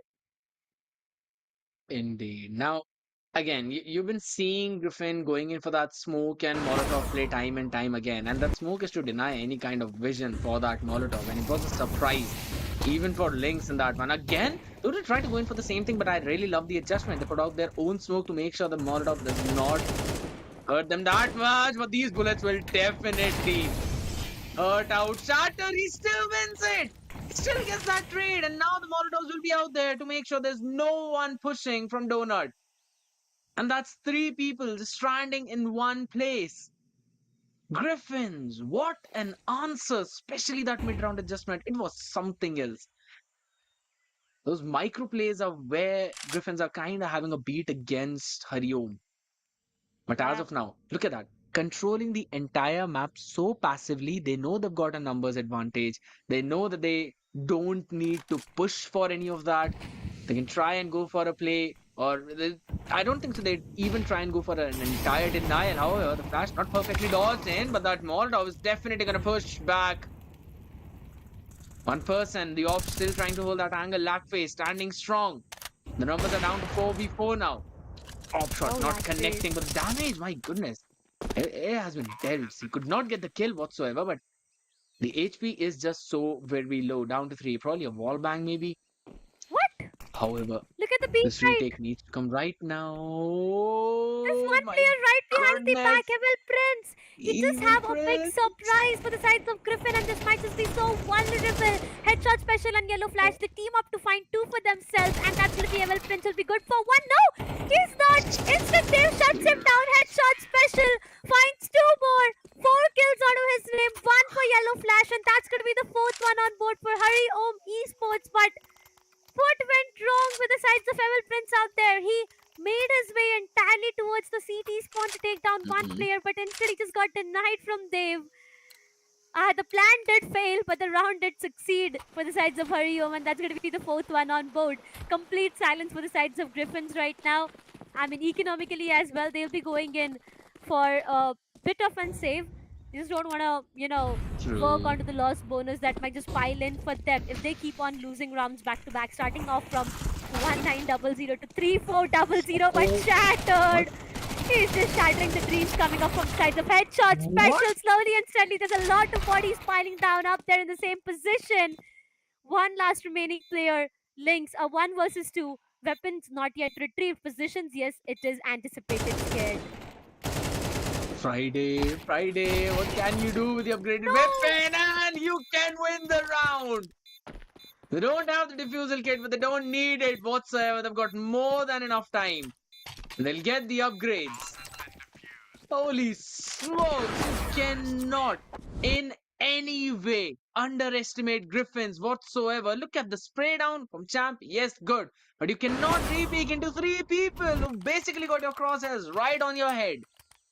And it Yeah. was a fully stacked site. Every single time we've seen this, whenever Griffins are put down to a save round, they always stack B side. And it's not just with them, it's almost with all the other teams out there. And this time, Hariom just deciding they want to push for it, they want to take the fight, and No. as of now, taking the fight towards Cypher's Nest, and still holding that angle. He was holding red down to such a low HP nonetheless. Lynx as well, following the same thing, down to 2 HP. It's 4v5 situation, but it's going to be super difficult. Friday quickly getting the numbers equalized as well. A site under their control, bomb planted already. After plant is going to be what is important. And the 4v4 retake is going to come in. You know that retaking A has been fairly easy, but headshot is just making things so very difficult as he holds that one angle and denies any kind of push coming in. Can he get the fourth one? Not yet. But still, Evil Prince will complete the job that he left. And headshot special stepping up on such an important round for his team. That was such a great play. Yeah, it definitely was a great play coming up from the sides of Headshot Special. I remember in the previous round itself, this man just went in all hands towards his enemies and God. converted 4 frags. In this, it was 3. And look at that, 12 for Headshot Special, 10 for Champ, Evil Prince with 6, Yellow Flash with 7. I mean, honestly, I haven't seen Yellow Flash with single digits. The amount of fragging potential that this lad has is something really very different. Today, it's Headshot Special and Champ on the table, but every single time I've seen this team perform with a different name, obviously, it has been such a different sight to witness, especially with Yellow Flash in the team. On the other side, if I talk about Griffin for now, we have Dave with 10, and Lackface with 11, and Friday and Shattered with 8. Both of these teams are giving a real tough competition to each other at this point of time. And as I said, right, True. surprises are something which might just give you a shock or maybe a smile at the same time. So, Griffin Esports being a surprising team for me over and over again. Good plays coming up from their end. It seems that this might just be a very, very close match that we witnessed. But right now, going towards the T side and Hariom on the CT, quite excited to witness what the hold is like for the sides of Hariom Esports, because we've seen them being a lot more aggressive towards the mid and an heavy mid presence as well. But this time, it's a complete B execution, a very quick B execution that might just True. come up from the sides of Griffin and Hariom. They need to be really well prepared for this. The boost is perfect. Yes, it is. Evil Prince, they are Mhm. holding the perfect corners. Every angle is being checked out there. And there's no player towards the sniper But nest or mid whatsoever. that is true. But yeah, exactly my point. They could try and go in for a lurk play. But I think so that should be anticipated as Champ is already watching that from Donut way back in. However, Smokes go in. Shot through the smoke. It did connect onto one person. That's going to be headshot special taken care of. But Evil Prince holding his angle. Goes in for two. Can try and get the third one as well. That is just absolutely mind-boggling. It's a 3v1 situation. Bomb should not go down and shattered. Was good for two. But will finally shatter through the defense that's coming in from Hariom Esports. Absolutely brilliant play from them. Not losing their cool, being calm in that situation, and making sure that they've got those angles watched out for. And again, Griffin, since it was a pistol round, so it's kind of understandable, but they all went in for that, again, one dimensional play wherein they decided to move in from the ramps. They did not try and go for a split whatsoever. They had the chance to Yeah. do that, but again, it becomes a little too, I believe, difficult because even that angle was being watched out for. However, this time around, they're looking towards the A side, Um, holding it's just a small disconnection finally coming up early. from the players for now. I mean, yeah, everything will be Possibly. sorted way too early. Yeah, it's gonna be the case. A small disconnection coming up from the players, but that's completely all right. Honestly, Griffin Esports in the first half itself, the way they had the side control, the way they Hmm. had all the advantages for themselves, the way they were winning onto those duels, everything was looking so perfect for them. Hariom Esports, yes, there were situations where, Hariom Esports was left scratching their heads on what can be done. There were rounds where we did see the sides of Hariom Esports just running in the map as headless chickens all around, not really sure on what can be done and what not. So everything seems to be way too close. I do see the players of Hariom Esports being connected back one by one. There was links, headshot, champ, everyone back over and over again. But on the sides of Griffins Esports, I have to give it to all these players out there. I mean, kudos the way they've been performing and getting Hariom into so much of problems right now can be clearly witnessed. But Hmm. as I said, right, Hariom Esports over and over again, they have counter strategies ready. They are having a good read at the same time.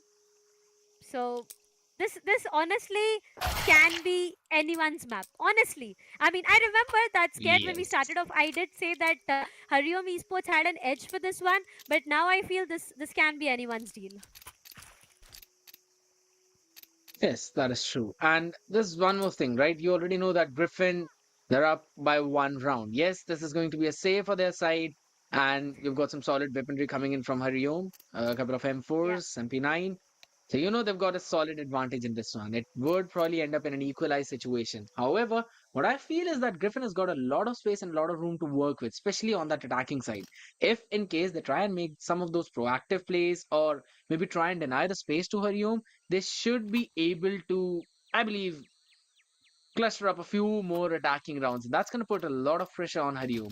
But that is if they make those plays.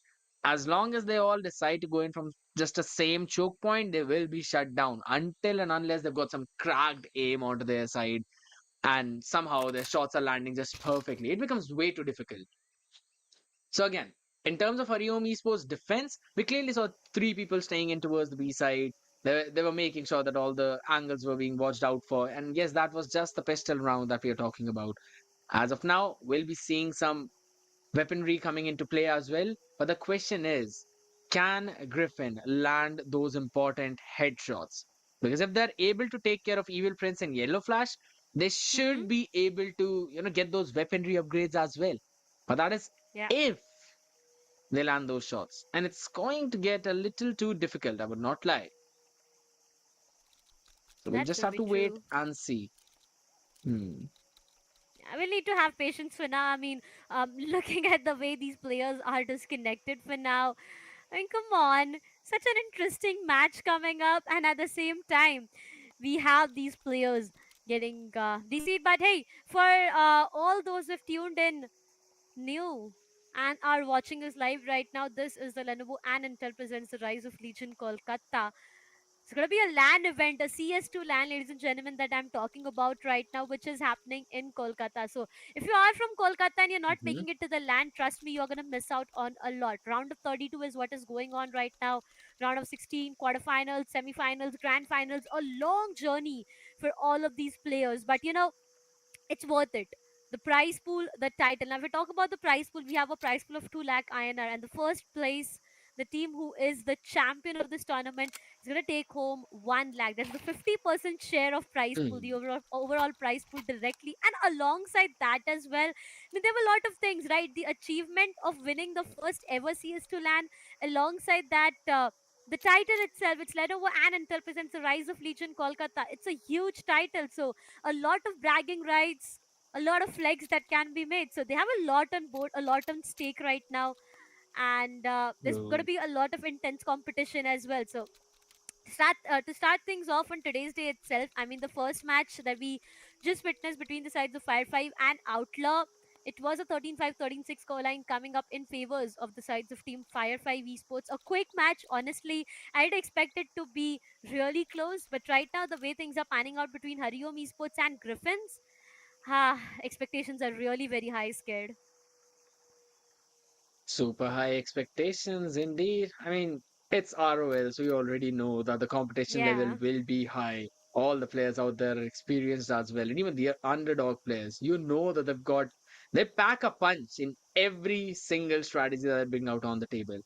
And since we're already talking about packing a punch, as you've already mentioned about the Rise of Legion Kolkata LAN event, it's gonna yeah, pack a lot of rewards for all the people out there.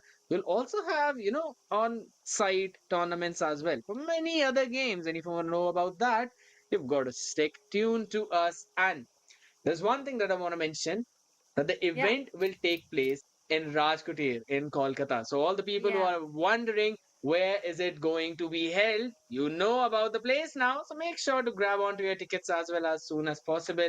And again, you know that there will be so many events out there. There'll be cosplays. There will also be, so many goodies. You can try and meet up with the favorite players, favorite streamers.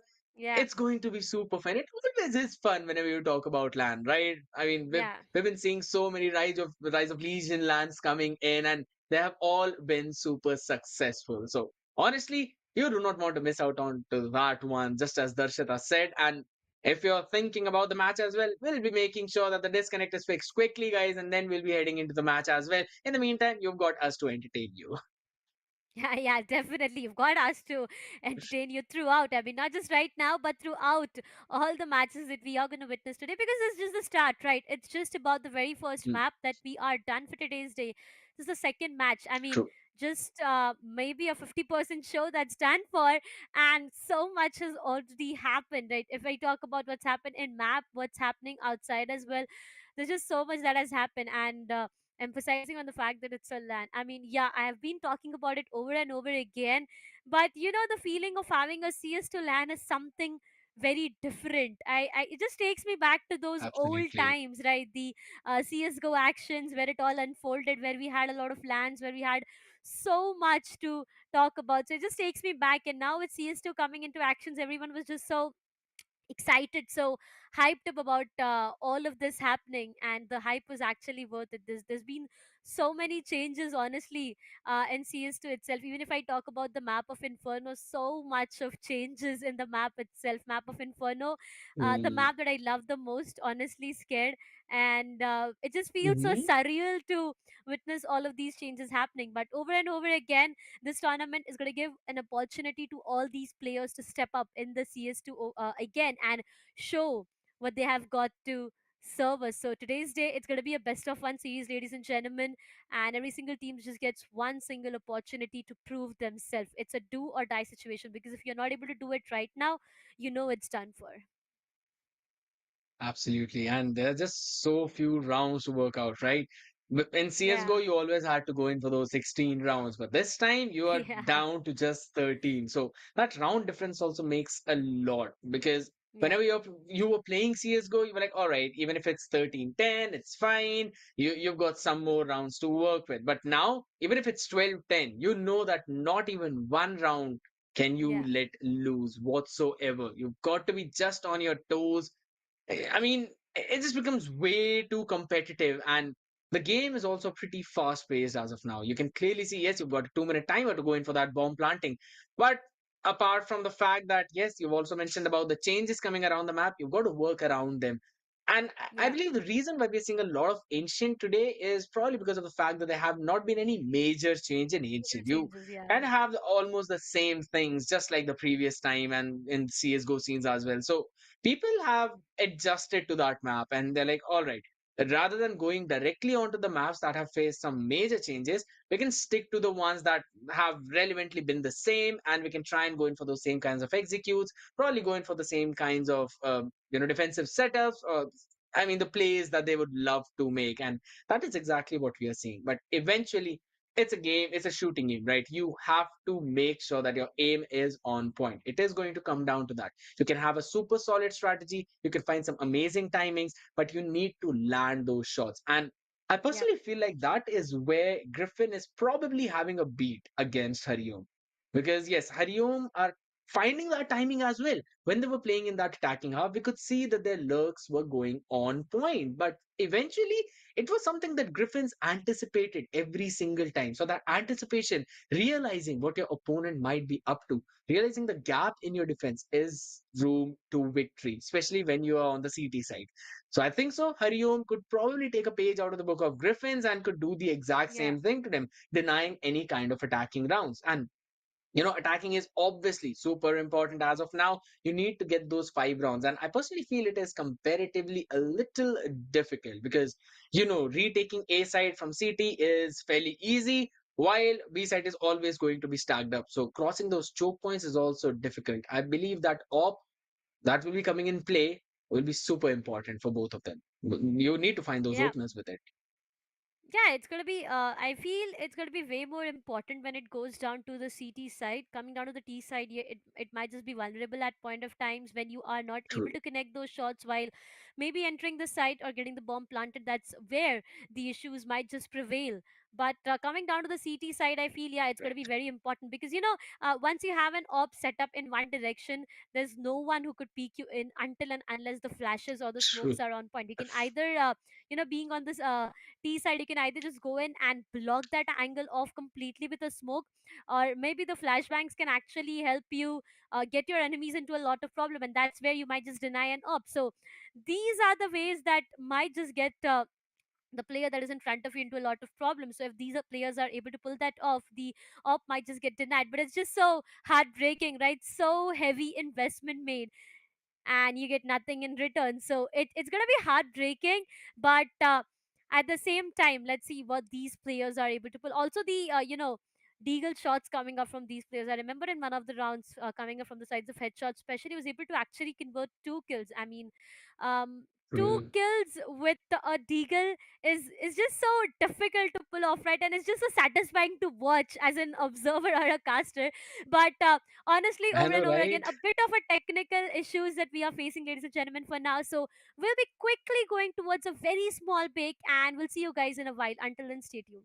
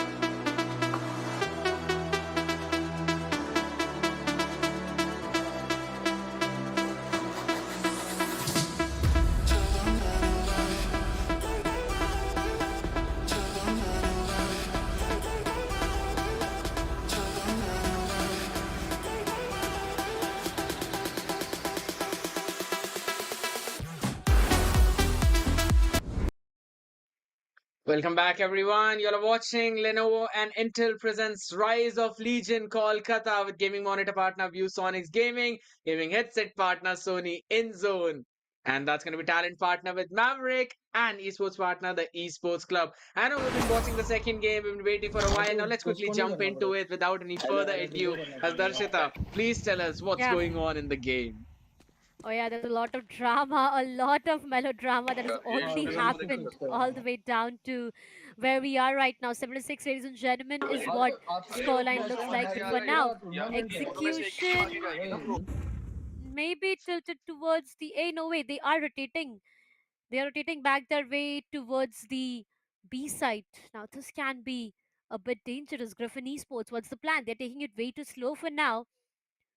Not really sure on what the Hmm. execution is like, but they've left the sides of Ariom Esports into a lot of questions. And now, with the play coming up, they already anticipate them being there. A lot of spam smokes have been placed way too precisely. I mean, there's no My vision God. whatsoever, and that grenade is going to give a lot of damage. Once again, a rotation being called out from the sides of Griffin. Early rotations whatsoever, but for how long will that work in their favor is the question, because right away, they've rotated from A to B, and now they are making their way back towards the A side scared. Indeed, and just look at the amount of map space that Hariom have. And this is just going to be expected angle. That's going to be the first spray down coming in. You already have the contact being made, champ. Quickly making sure to move backwards. As in the meantime, you can also see headshot special. Chunk down to pretty low HP, but they've got an idea where the set is going in, and everyone just being taken down one after the others. That's going to be Pistol being brought up, an Evil Prince and Yellow Flash that shuts down the entire push. And it's just as you mentioned that they took way too long to work around the map. And it was Yeah. just enough for Hariom to work on that map space, taking the entire control of Ram, making sure that they've got the control of Cat and Mid as well, not giving them any space to work with. So it was just such a great round. It was brilliant, to be honest. And right now, Yeah, it honestly, we clearly saw that in the previous one, it was yes, a save round for Griffin coming in, but that is not exactly the way you want your save round to end, right? You always yeah. would want it to be at least wherein you get the plan down and you also get a couple of picks over your opponent, or maybe take three of those rifles out. When getting four is like a dream come true at the end of the day, it becomes almost a doable thing. But again, I mean, that was just a picture perfect play coming in from Griffin. And if this is the kind of defense wall that they're putting up, winning this match is going to be a daunting task for Griffins. Yeah, it's going to be a difficult task for them right now because what the sides of Hariom Esports did, they demanded a lot of space, they demanded a lot of map control, Agreed. and they were able to capitalize on that.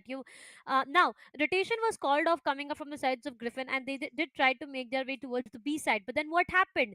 The early B control was already in the favor of team, Hariom Esports, and that's where they had to make their way back again towards maybe the mid or maybe towards the A side, and it just did not work in their favor. Even the donut control, they did not have their hands onto that as well. Everything seems to be falling down for them, and it just didn't work in their favor either ways. But again, we need to even understand the fact that the pistol round was in the favor of Hariom Esports. So they did have an economically advantageous round for them. Now, when it goes down to a full buy round coming up from the sides of Griffin, that's where things might change, and that's where actions might unfold because the equalization in the weaponry might just tell us on who is a better team out there.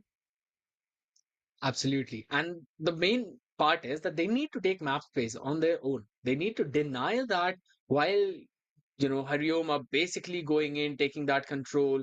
You need to stop them on their tracks whatsoever. So Griffins need Yeah. to be proactive, especially whenever they're moving around towards mid. And even if they want to take control of Cat, maybe or Ram, they still need to be proactive because they cannot just go on with the same kind of straightforward hits. They need to be a little more cheeky. They need to be smart. This is a game of chess after all, especially in those starting few rounds. You need to play with the minds of your opponent. You need to give them a fake, probably sell a fake elsewhere, and then move towards the other side while also maintaining control of another part of the map. Because in the previous one and the round before that, we've just seen them moving in all five man, moving like a herd all together, maybe towards the ramp. And in the previous one, they all went towards the donut. So that is something that they need to avoid in any case whatsoever. Because Yeah. Hariom, they're spread out towards the entirety of the map. They're taking control of all of those choke points, all of those space. And even in the previous one, you just clearly saw them. Even they had the weaponry advantage. They decided that it's better not to peek onto five people. Let's just take a step back, only controlling those choke points, those spaces, and only giving one room for Griffins to work with. And then catching them even from the front as well as from the back. It's a pincer coming in perfectly. However, this time around, I really like this approach. Putting a Molotov towards the entirety of the mid whatsoever and not allowing Hariom to take that space proactively. Still, they can try and work with that as the cave is already being controlled by them along with the ramp, which is for now in the hands of Griffins. Oh my god, that nade Friday. He needs to play safe as of now. He cannot keep on taking those hits right on his face. Yeah. However, headshot seems to be getting a little too ahead of himself. The spray is there, so the warning shots have been fired already, trying to get someone through that wall bang. And yeah, headshot. He just concedes the space, and it's just about the right time as you already know it's smoke fading away. You could probably see some presence coming in whatsoever. It's just a super slow round, and I guess they will probably end up going in towards the B as well. Look at the amount of damage. Yeah, there's a lot of damage coming up from both of these ends. Mid control completely in the favors of Griffin for now. I mean, that's gonna be until and unless headshot special. He had a huge responsibility. Gets taken down on the other side. Lynx joins the same party as soon as one player from the sides of Hurry Om Esports falls down. Either ways, every single one of them seems to be falling down right now. The numbers are not working in their favor until and unless Evil Prince shuts down the sides of that phase. That's all he could do before he gets taken down. Yellow flash, the last one to depart, and that's going to be the eighth one on board. The bomb gets planted, so that's going to be economically a good boost for them as well. On the other side, Hurry Om Esports, what's the plan for the next round? Because in this round, I mean, yeah, they did not actually made any investments whatsoever. They did play on what they had previously, but I feel they need to go in for a save right now. Evil Prince has invested. Um,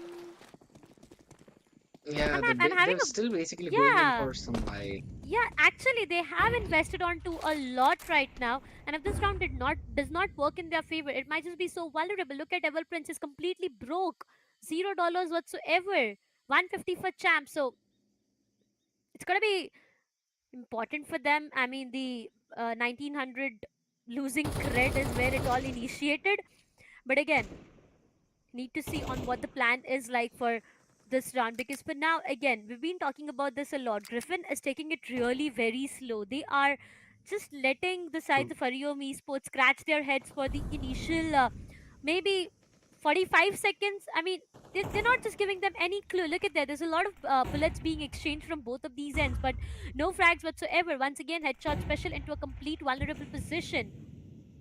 Might just get him a frag, but not really sure on how will he be able to capitalize, because this time what Griffin is demanding is the mid control for themselves and maybe the donut as well, where Yes. Champ, you can see him now. That's just a cat and mouse Timing. play. The timing can be the best friend of either of these parties, but on whose it will be. With Shadow. See what's happening all around. Okay. And shuts down. Yellow flash, but that's all he could do as Champ shuts him down. That's a trade coming up for all equalizer again. Okay, stack side, Evil Prince! He holds that one angle and he's also able to take control of that full space of ramp, not allowing them anything. He was taken down, but not before entirety of Griffins were finished off. That was such a great play, and he had a great opportunity. He got one, but did not anticipate that Champ would also be there. So Yeah. that was so fun to watch, especially it was also nail biting at the same time, but Hariom eventually coming out on top because Griffins decided to go again in towards that stacked side. And as long as you'll decide to go in just through one choke point, you'll be shut down brutally. Yep. And I love these early mollies and these smokes along with the frags. They're not allowing Griffins to take that mid control whatsoever. The first fight being taken, Lynx winning it out, weaponry advantage coming into play. And Ram's control What's that position? being demanded. What was They- that they just- position, Lynx?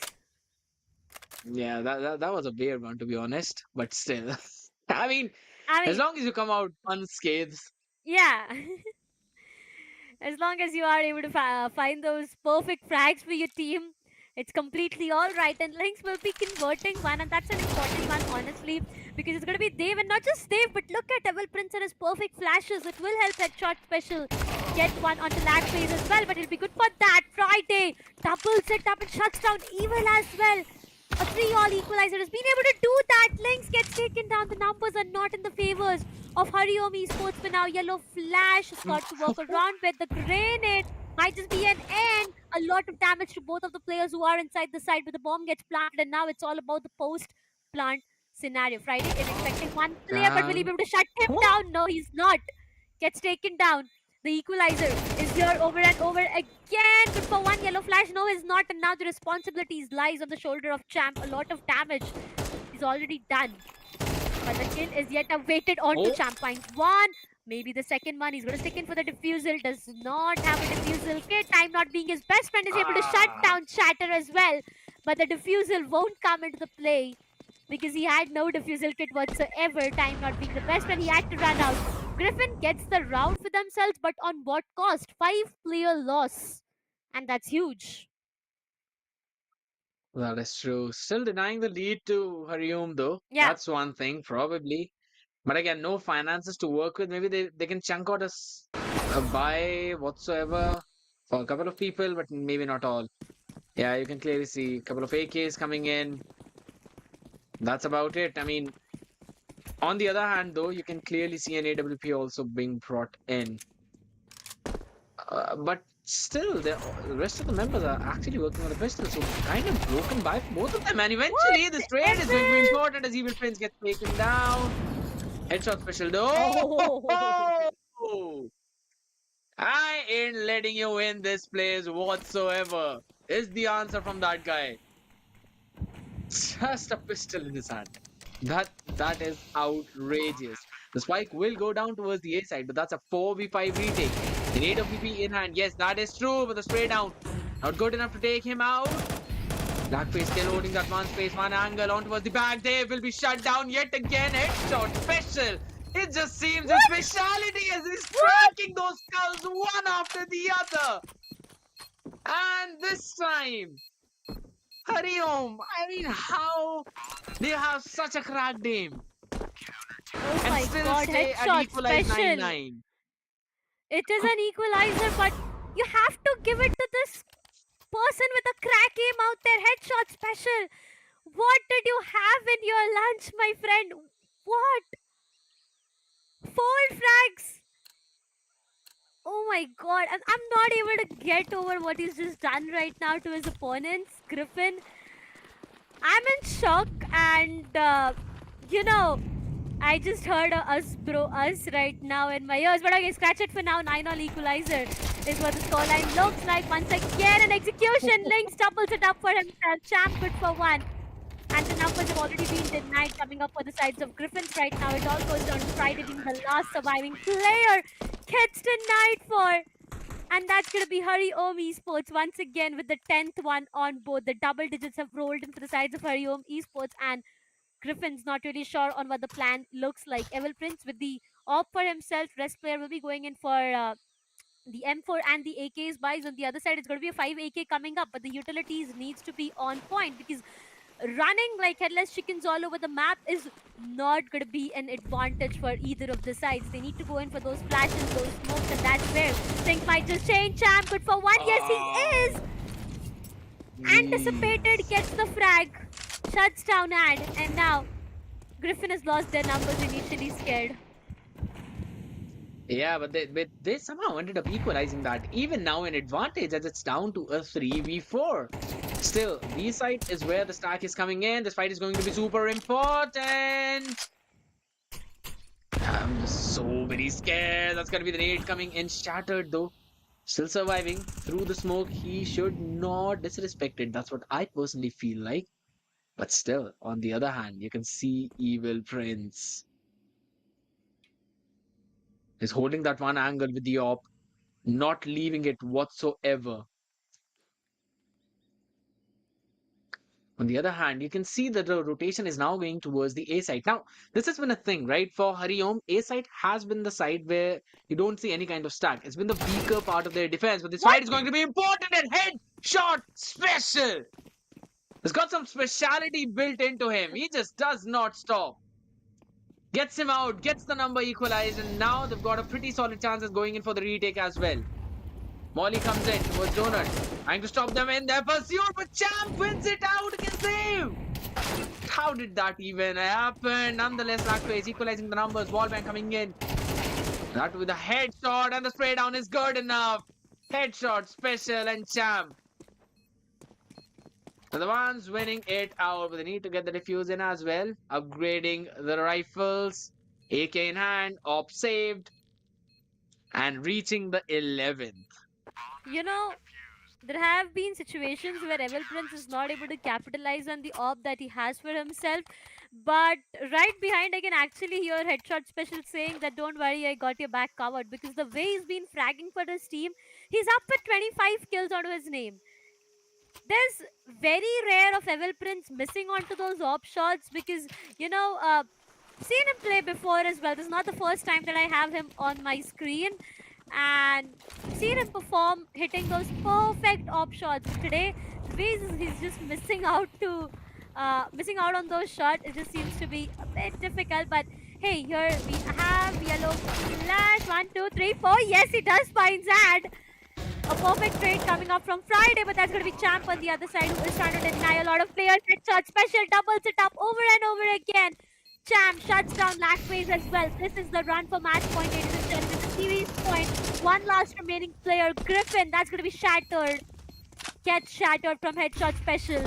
3K in 2 consecutive rounds. 28 kills is what this man has. Even if you double up his death, it's 26. 2 more extra kills that he has. Headshot Special. I mean, he's just proving why he's named himself as Headshot Special because that's what he is doing perfectly on screen right now. Match point for the sides of Hari Om Esports and Griffin. They're still trying to figure out on what can be done because the way Hari Om is just getting rounds back to back, it's just so difficult for them. And an op being invested from lag phase though. Interesting. Definitely interesting. Op though from the other side, lag phase. They can try and take control of that space, right? We already mentioned about that, and mid is where we see most of those engages, the flash right there to stop and from pushing more. from the space coming in of red. However, again, that's going to be the trade. Champ wins it out. They still Yeah. try to push through the show. That is not a very solid decision, especially without the utilities. It becomes even more What? precarious. Black face with a nasty flick comes out on top. Evil Prince was also able to equalize the numbers, so still maintaining that advantage. That Molotov, it shooting. Oh no, it basically got a crazy angle, but only for so long as Friday. Quickly finishing him off, and now the numbers are equalized yet again. But looking at the HP bars, you can clearly see Griffins have advantage. Could this round be the lifeline that they need? That's going to be the question, though. Still, we've also got two ops being posted up, no rifles whatsoever. That is super dangerous. And I mean, you can say it could be brave, but I think so. It's over that. Yellow You Flash know, still holding the site. yeah. Oh my goodness, he goes towards the back just at the perfect time. The smokes now come in. They will make sure to block any kind of vision, though still he holds that angle, is able to take Friday down. The bomb will go down. Molotov will not deny them anything. And it's two offs in their hand. I think so. It should be better to probably switch it up with a rifle. But do they have enough time? I doubt that. Only one defusal kit in play as Lackface breaking through the skull of Yellowface. And it's down to a 2v2 retake, Darshit. Ah, the nade is perfect! It is absolutely brilliant! The rifle is sparked up though, so he could have a chance. He tries to go for his cheeky defuse with a spray down through smoke. Dave shuts him out and gives his team another lifeline. Ever Prince did try to go in for a sneaky play out there with the smoke and a diffusal coming up, but that just did not work in their favor. The spam was perfect coming up from the sides of Dave, and that's where Hariom Esports will be denied. Two more rounds for an overtime. Now, will Griffin be able to take us to an overtime? Is the question. On the other side, Hariom Esports, if they lose out of this round, they are going to lose out on a lot more of an economy because they need to be careful. Yellow flash. Not really sure on why does he not have the weaponry out there. But Devil Prince. Not the perfect way to peek, my friend. Gets denied for. It all goes down to the other remaining players now. What? Lynx, what are you doing? Indeed. A perfect flash, but that just did not find him anything more than one single frag. The numbers are still in favor for the sides of Griffin for now. They've converted a lot more as compared to what Hariom Esports has done for now. All the hopes remain to the last three remaining players. The execution, not really sure on what it might just be because they've got enough amount of frags. They can make their way towards the A side, but the donut position is something they need to be very, very careful about, scared. Yeah, but we've seen them time and time again just smoking it off, right? They do realize that there's always going to be at least one person playing in that position. So they've got an idea about it. It's better not to check our luck. However, Mid, it seems that look at the that. read coming in from Hariom, yeah, the read is absolutely good. That's going to be the utility usage coming in. Flash does not find the perfect target as Champ quickly will be able to take one down, and he was blinded by the second one. And Yellow Flash through a close, and that gets two of them. What? How did it end up being a 4v3 scenario in favor of Griffins to being shut Yeah, down in mere 4 seconds? And it's that's. Hariom winning that round. And Yellow I Flash mean, did not even have a yeah, full pie minded. He had whistle. I have an answer for that. I do have an answer for that. So, here's the thing: Yellow Flash. Okay. The moment that he is able to feel himself back in the game, he is able to pull off miracles, and that's what he just did right now. Two frags, and the best perfect way to end the match there and there. I mean, I was all prepared for an overtime, honestly, because the way Griffin was just getting that control for themselves and getting those flags, like, okay, let's go, finally an overtime that we are about to witness. But Yellow Flash just tend to go in and deny me every single thing. I have to mention two players here from the sides of Hariom Esports. That's going to be Yellow Flash for that one last round and Headshot Special. I mean, you have to give it to Headshot True. Special. You just cannot deny the fragging potential that this player has. Every single time he's able to pull off a 3K, a Hmm. 4K for his team. On the other side, if I talk about Evil Prince, yes, bit of an wobbly start for him today. I mean, yeah, we did see him missing few shots here and there, but you got your teammates covered for you. Then I think there's no issue. On the other side, I have to give it to the entirety of Griffin, the way they were fighting till the end moment. I mean, they never give up attitude, right? They did fight till the end to take it to an overtime, and maybe just deny Hariom Esports for everything, but that just did not work out perfectly. And it all went down to Hariom Esports winning it with a 13-10 scoreline. I mean, you always say that there's just one straw that can break the camel's back. It seemed that there were Yeah, two of them on the side of Hariom Esports this time, and just the people that you mentioned. Yellow Flash, Headshot Special. Now, yes, Champ had his fill as well. Even Prince also getting the frags that he needed. Lynx, he was slowly trying to step up. I wouldn't exactly say he had the perfect day, but yeah, he did his part, and that was important. Look at that shot coming in from lag phase as well. I mean, the in the entirety of the highlights, you can clearly see all those rounds just going back and forth, right? One of the people yeah, just stepping up for their team, getting at least two or three frags in a round through the smoke. What one thing that I personally feel is that both the teams need to work out on is the timing after their smokes or after their flashes as well, right? You always have seen either Hariom or Griffin, especially on their attacking rounds, whenever they were trying to go in for that plant, and or at least they were trying to go in for a space to try and yeah, deny that to the opponents, we always saw them throwing out the smoke, but they were peeking ahead of that smoke to be activated on. So it was always a situation, a small window that the CTs would always get, and they were always able to take at least one of the person down, if not with them, then without them falling on, maybe getting a two through that smoke. We've always seen that happening. So I personally feel that maybe just getting that timing right on those smokes, that is something that can basically brush their skills up to a crazy level.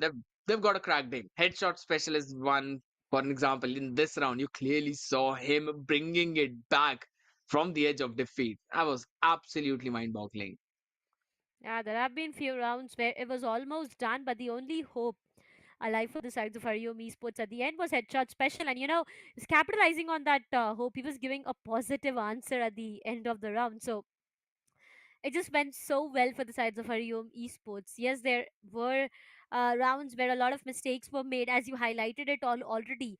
The team coordination somewhere down the line, yes, it was a bit wobbly, but I feel with time everything might just come to a point where things might just be way too flawless as we do expect it to be. Yes. Equalizers over and over again, yes, we have seen that as well. So, as I said, right, I have to give it to the players of Griffin as well, because the way they've performed in this match, they've got their opponents into a lot more of problems, scratching their heads.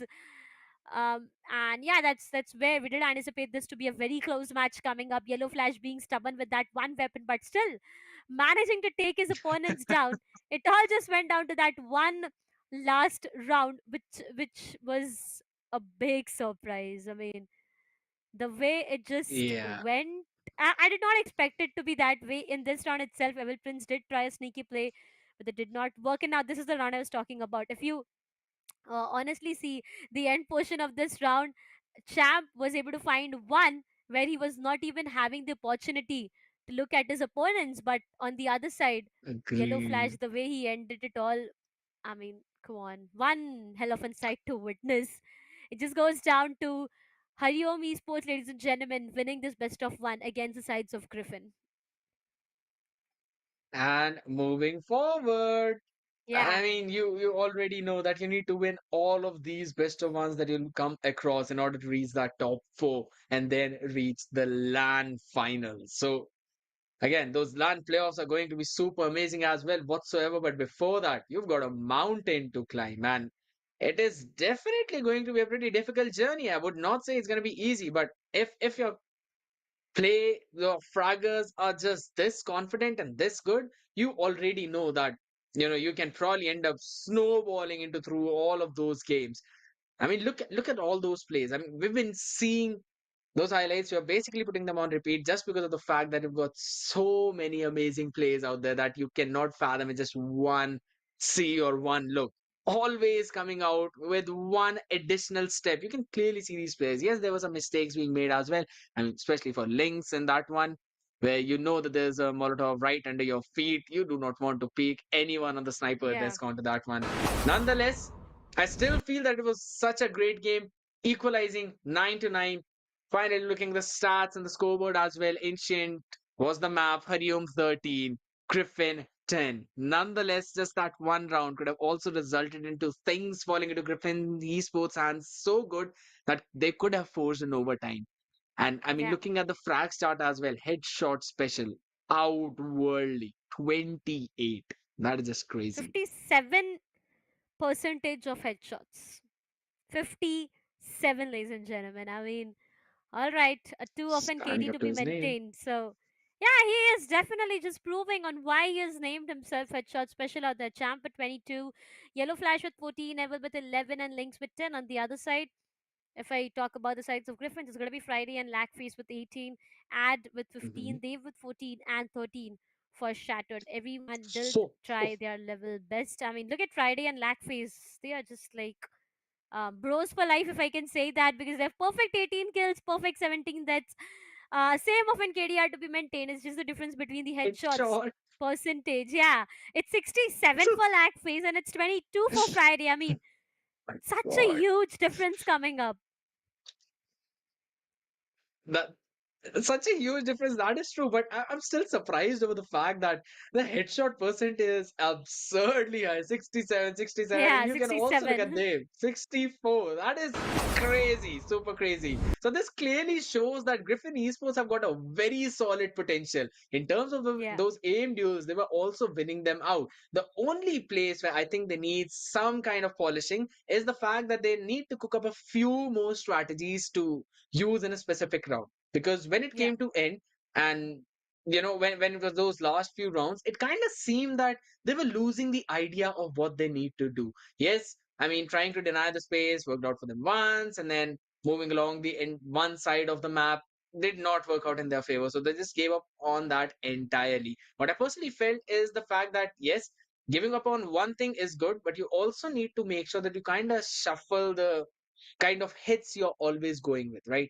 Maybe try and yeah. go for an A hit, go for a fake, move towards B. But these are a few things that I know they will learn along the way, because you either win or you learn. So, Griffin, a very solid fight being put up forward. Nonetheless, it is going to be a congratulations to Hariom for moving forward in the next stage. However, guys, all of you need to make sure that you are staying tuned to the stream. Hit that like button, click on the subscribe as well, because we will be back with another game. That's going to be the third one of the evening, and it will be between Team Astra, who will be taking on Fight for Fame. They'll definitely be fighting for fame. In the meantime, make sure to stay tuned. We'll be right back.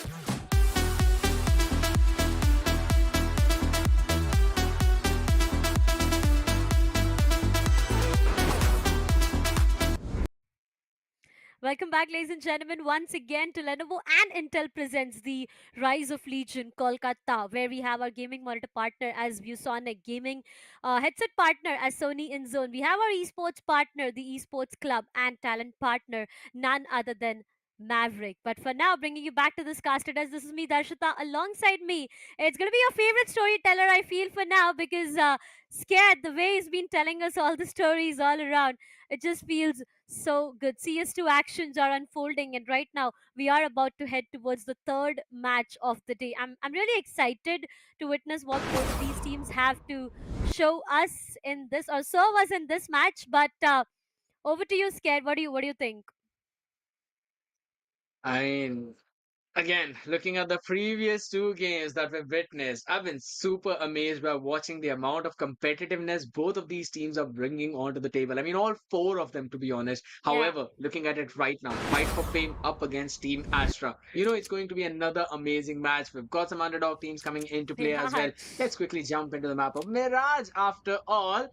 When we were having the discussion, you mentioned that you don't think maybe we'll probably witness another Mirage, but this time the teams have got a different idea. They're like, all right, we're going to bring one of your favorite maps back in the play. It's gonna be true. I mean, come on. This map of Mira. Oh, wait. What? Come on. Coming out of the execution towards the B side already, it's gonna be really favoring them. They are trying to make their way towards the B site itself. The first pistol round is what we are talking about, ladies and gentlemen. No frag, no bullet exchange until and unless it was AK God who gets taken down, but Maximum comes up on top, shuts him down, and that's a perfect trade coming up. The numbers are rolling, but the trades are so on point coming up from both of these teams. The bomb gets planted, and now it's all about the post-plant scenario. Bahubali! No! Not the perfect time to miss on those shots, and that's where JD will be able to shut him down. The numbers have faltered for the sides of Fight for Fame, and now it's all goes down to two remaining players. We'll make it a 2v2. JD gets taken down. Angry! Good for one. But that's a trade again from the sides of KOKE Gaming. Two remaining players. Team TAS has the best of an advantage, and Glorious, he's again good for one. A 1v1 situation, time not being his best friend. What's going on? And Glorious just turns around randomly to shut down E10. That's going to be the first round for the sides of Team TAS, but a complete elimination for them as well. 0-1. I mean, I did anticipate a lot of things in that one, but this is something I entirely did not. That crazy flick coming in, that was literally great. However, again, it was just the pistol round. Team Astra winning it out. Yes, that's one good thing. Fight for Fame will probably be put back down to another save. And yeah, they're just investing a few pistols into that one. Apart from that, absolutely nothing. While on the other end, we are seeing a UMP being in play. All right. We don't usually see that often. We probably see a rifle coming in right away, Yeah. in that second out, at least from one of those players. But this time they're all just sticking with the SMG. So they would want to take those close range fights. They want to try and fight for those close corners, close cubbies. So let's just see how quickly this turns out and into whose favor, as will be again, guys, heading into a match pause. It's always coming there. Every time you're playing on a map, you always know that teams will be taking a quick timeout as well. And this time, it just seems that we're gonna have a quick reconnect coming in from Fight for Fame so that we don't have any major problems. It will not be as long as the previous one. So please do not worry out there.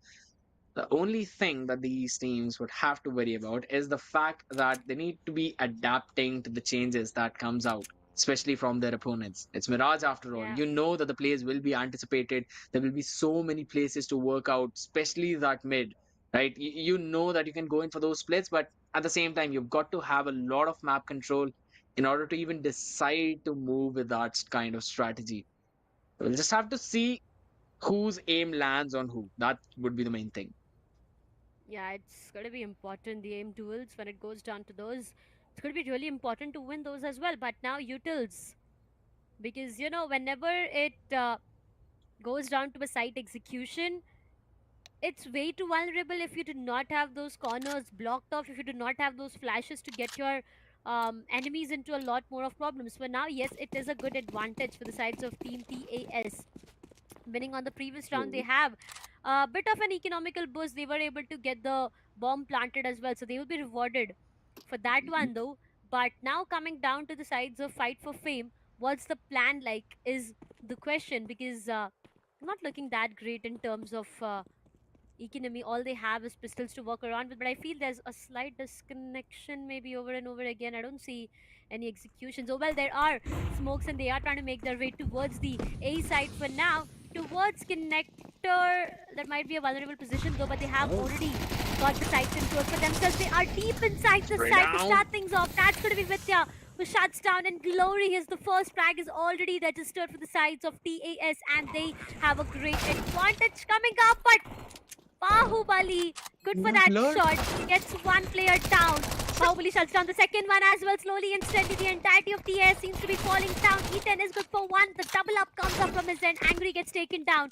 It all goes down to one last remaining player. A 1 versus 1. AK God versus E10 who comes up on top. It's going to be E10. And the second one on board.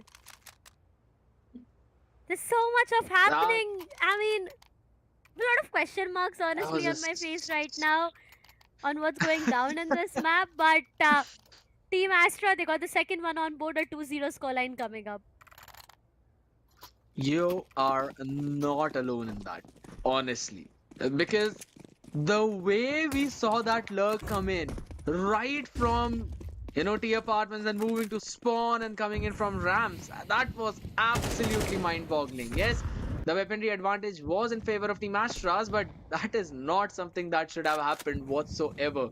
It was so very close, to be honest. It was beautiful to watch. That's what I will say.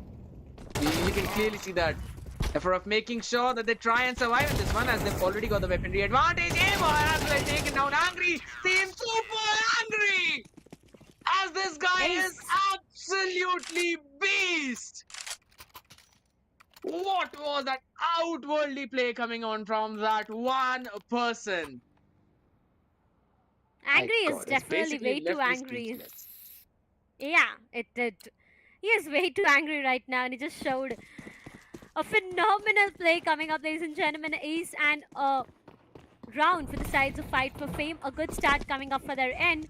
On the other side, if I talk about the sides of Team Astra for now, they're completely clueless. I mean, if I would have been on the pace of Team Astra for now, I had no idea on what to do next. Once again, coming down to Angry over and over again. He's been a bit aggressive, trying to take one player down. Might have some intel of the players around. Bahubali, good for one. There might just be a second frag that rolls in way too soon. Yes, that's going to be KOKE Gaming, who gets taken down, coming up from the sides of Angry. And now the sides of Team Astra is left down to 3 remaining players. A lot of sound being made towards the aparts and the kitchen, honestly.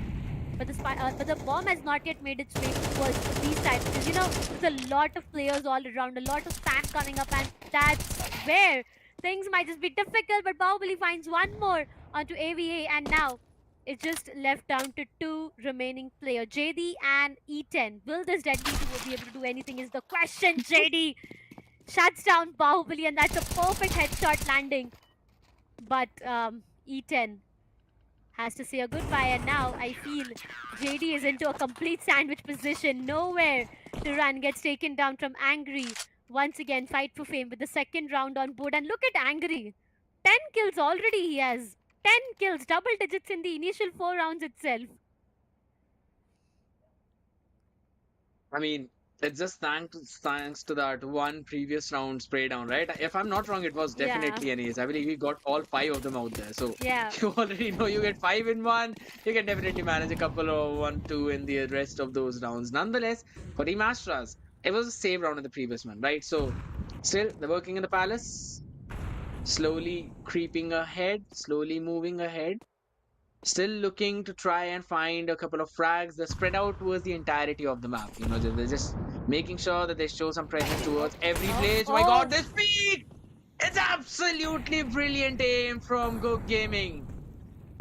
That was such a beautiful spray down from that one space. But AK God, for now he's just being an op god, taking with her through the smoke as well. That's another spray down. Bahubali wins it out.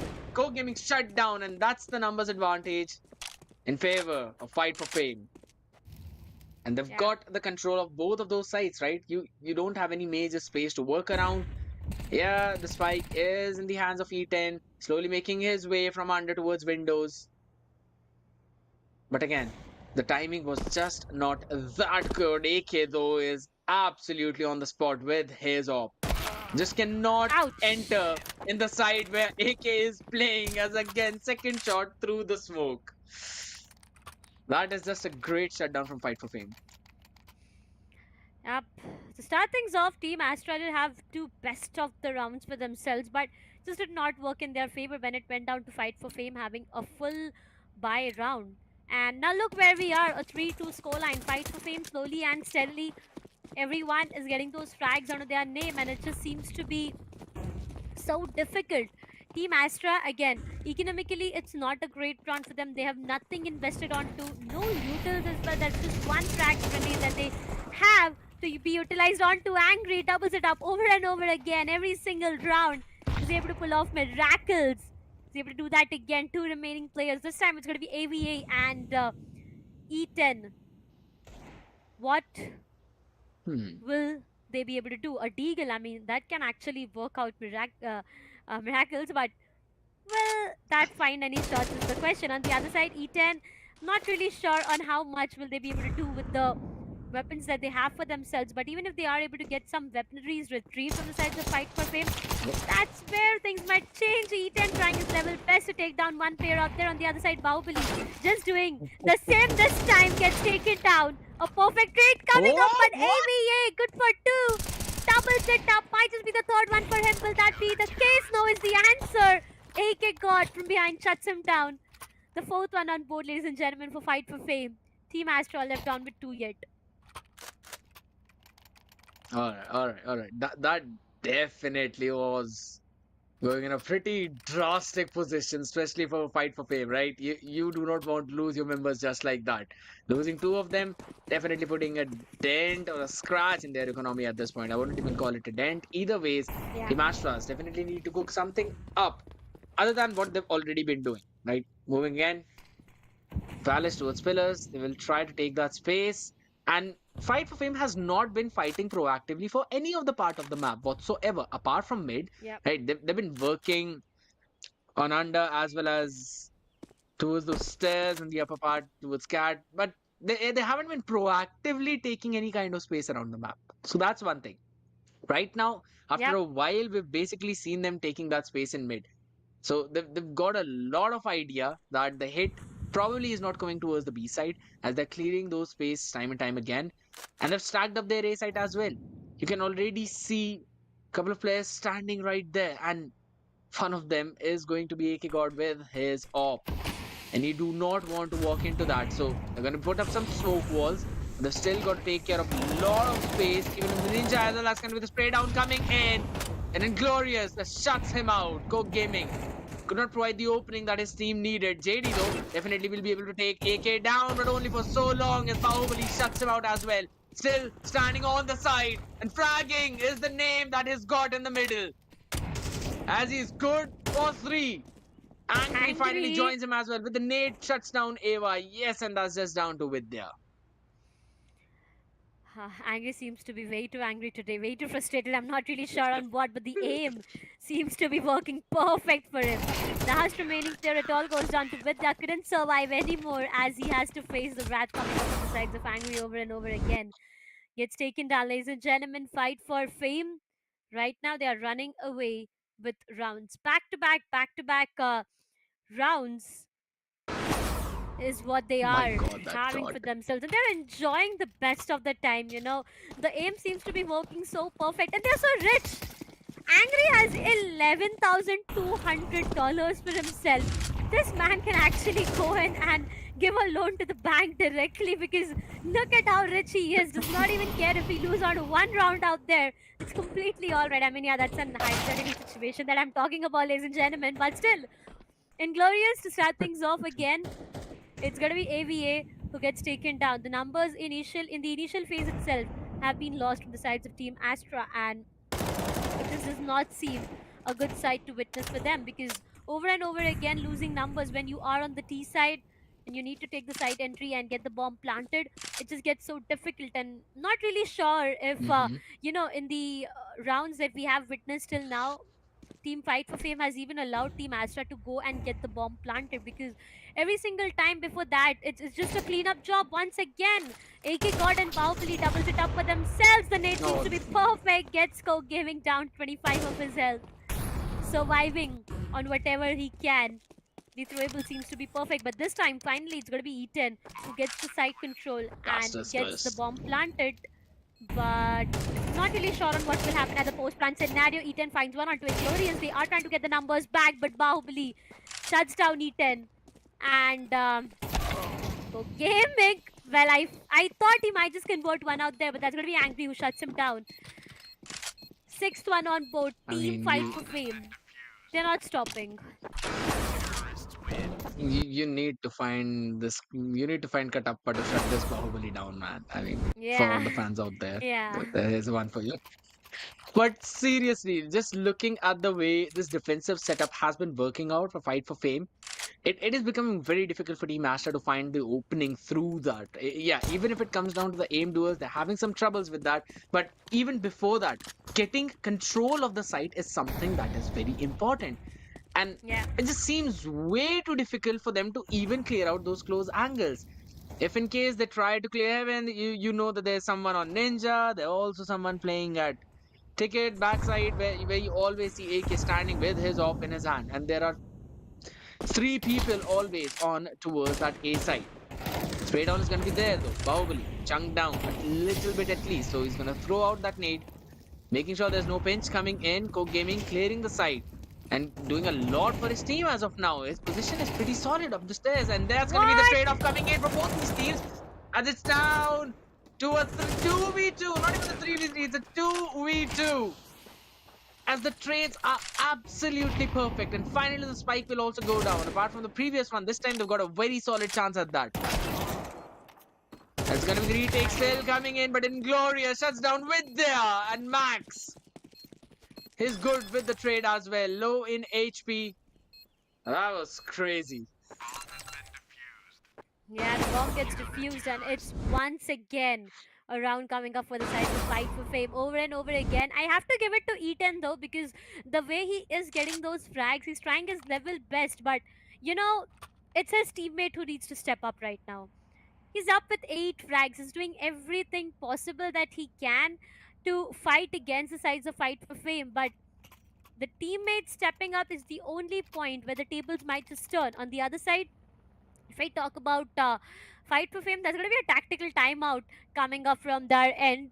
I really don't want a quick match, honestly. I do expect Team Astra to perform and to get it to an equalizer. I mean, three remaining rounds, even if they get all of them for themselves in the T side, there are chances that the CT side might favor them a lot. So they need to at least go in for a 7-5 scoreline, and if not, this might just be way too difficult. On the other True. side, what's the plan like for the sides of Team Astra once again is the question, because looking at AK God right now, the way he's been hitting those op shots, if you even tend to walk into his crosshair, it's gonna be done for.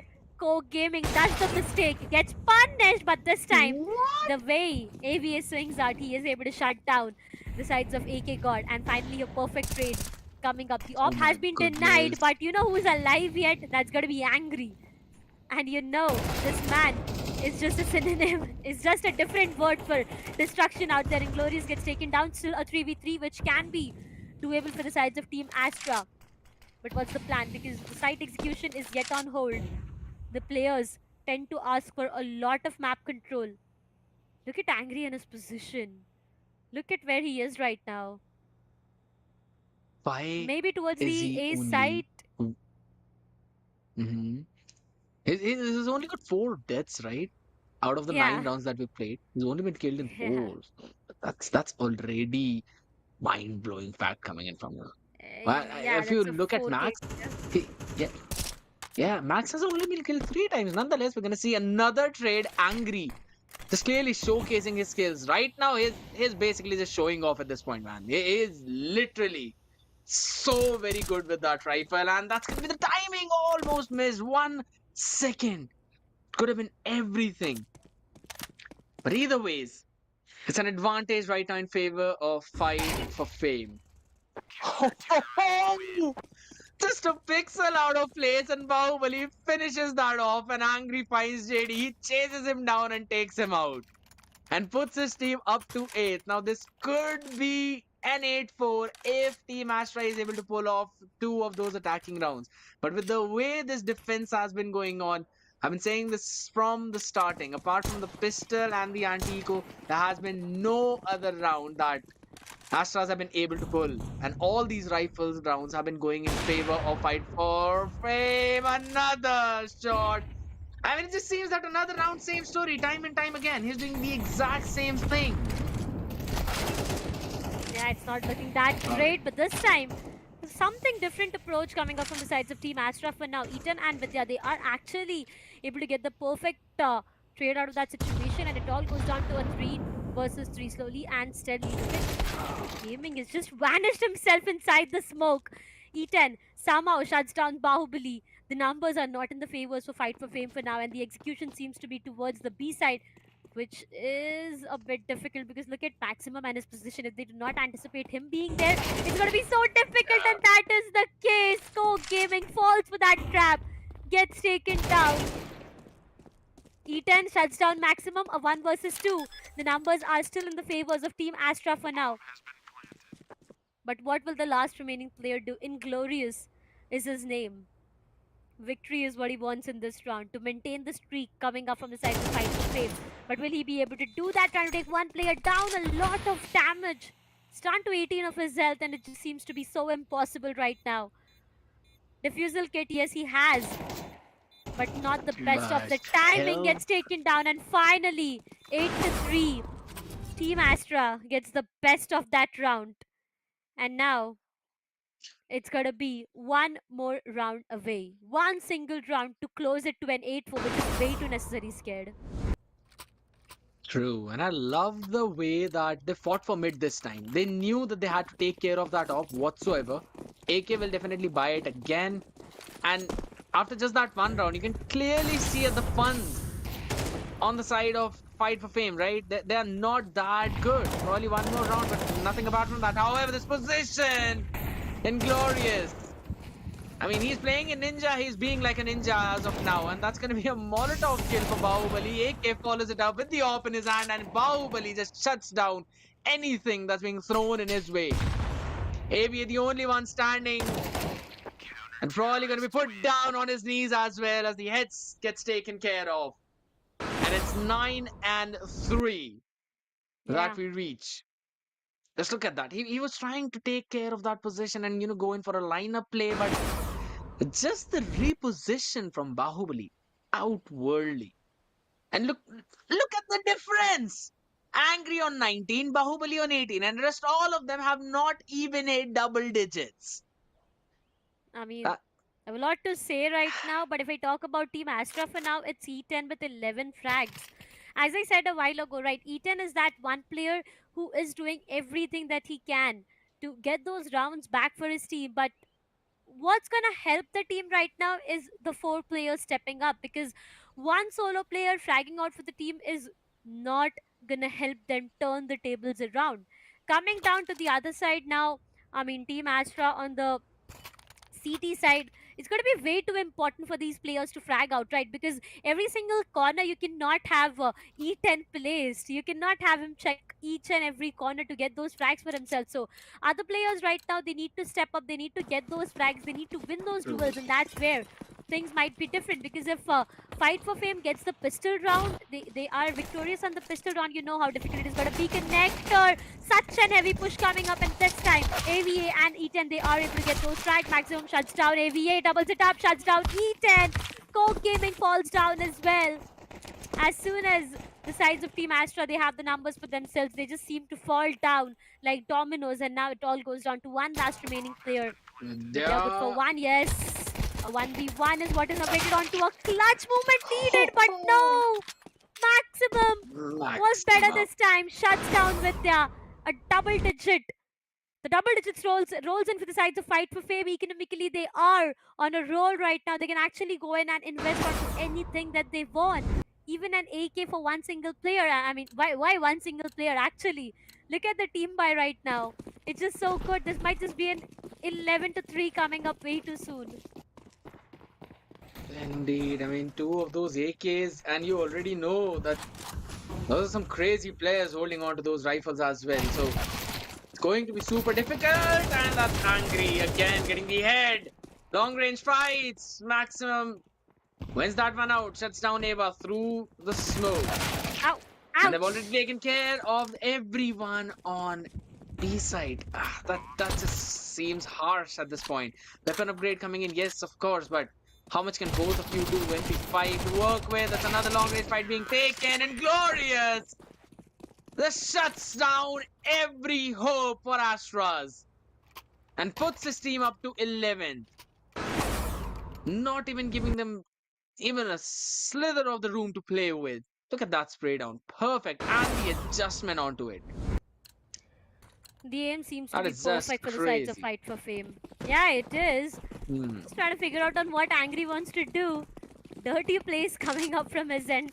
I'm not really sure on what the reaction will be like from the sides of Of Team the Astras, even shorty. if they tend to, just beat him out there. But the first tag rolls into the sides of Maximum again. Shuts down. Coke Gaming JD falls for the same trap. Through the smoke will be getting punished. Eaten, yes, he is good for Okay, one, E10. but not a perfect trade yet. AK, oh, ouch. This is what I And was talking about. Angry just did dirty to Eaton out there. One last remaining player with not really sure That's on the what can be shutdown. done. Nothing for now as Inglorious shuts him down as well. Ladies and gentlemen, that's a match point coming up for the sides of Fight for Fame, and everything seems to be falling down for the sides of Team Astra for now. indeed. I. All right, all right. I'm not gonna talk about that shorticle one more time. But the fact Yeah. that you've always seen Inglorious holding that one angle right towards the upper, making sure that there's any one of his if they're pushing, they will not go unchecked. They will always be ready for the fight. However, a quick hit coming in this time towards the A side as they all try to quickly rush onto it. Bahubali? And look at that spray! Bahubali! How are you even able to do that? Nonetheless, that's going to be him shut down only for Inglorious to provide the last opening to his team. 2v1, Coke Gaming. Can you give a lifeline? P90 in hand. Can you do the unthinkable? That's the question. Comes out to peak, but answer is no. As Inglorious, making sure that his team is the one that's tasting glory at this point. Winning Yeah. out in such a dominating fashion, and unlike all the other games that we've had, this one was just blowing my mind. Yeah, true though. I mean, as I said, right, it's just a one-sided victory. I mean, yeah, my heart does break to say that, because the sides of Team Astra, they did try their level best to do whatever they could. I have to give it to E10 specifically, because this man did everything possible to get those rounds, to get those frags, to do everything that was, in his hands. But just as the sand slips away from the hands, if you try to hold it way too strong, it's just the match going away from them. Because for now, it's going to be True. the sides of Team Fight for Fame who comes up on top and gets the victory. Today's day has been phenomenal. The way it all started off with OutLaw and Fire 5 going up against each other. Then we saw the sides of Hari Om Esports as well. And now when it went down to Fight for Fame and TAS, I did not expect it to be one-sided though. But I really hope that the sides of Team Astra has a lot of learning sneaked into their backpacks already, True. so that I can see them making a huge comeback over and over again. See, I mean, look at those nasty short angles. It just seemed like Fight for Fame, Mirage is their playground. That is what it Yeah, seemed.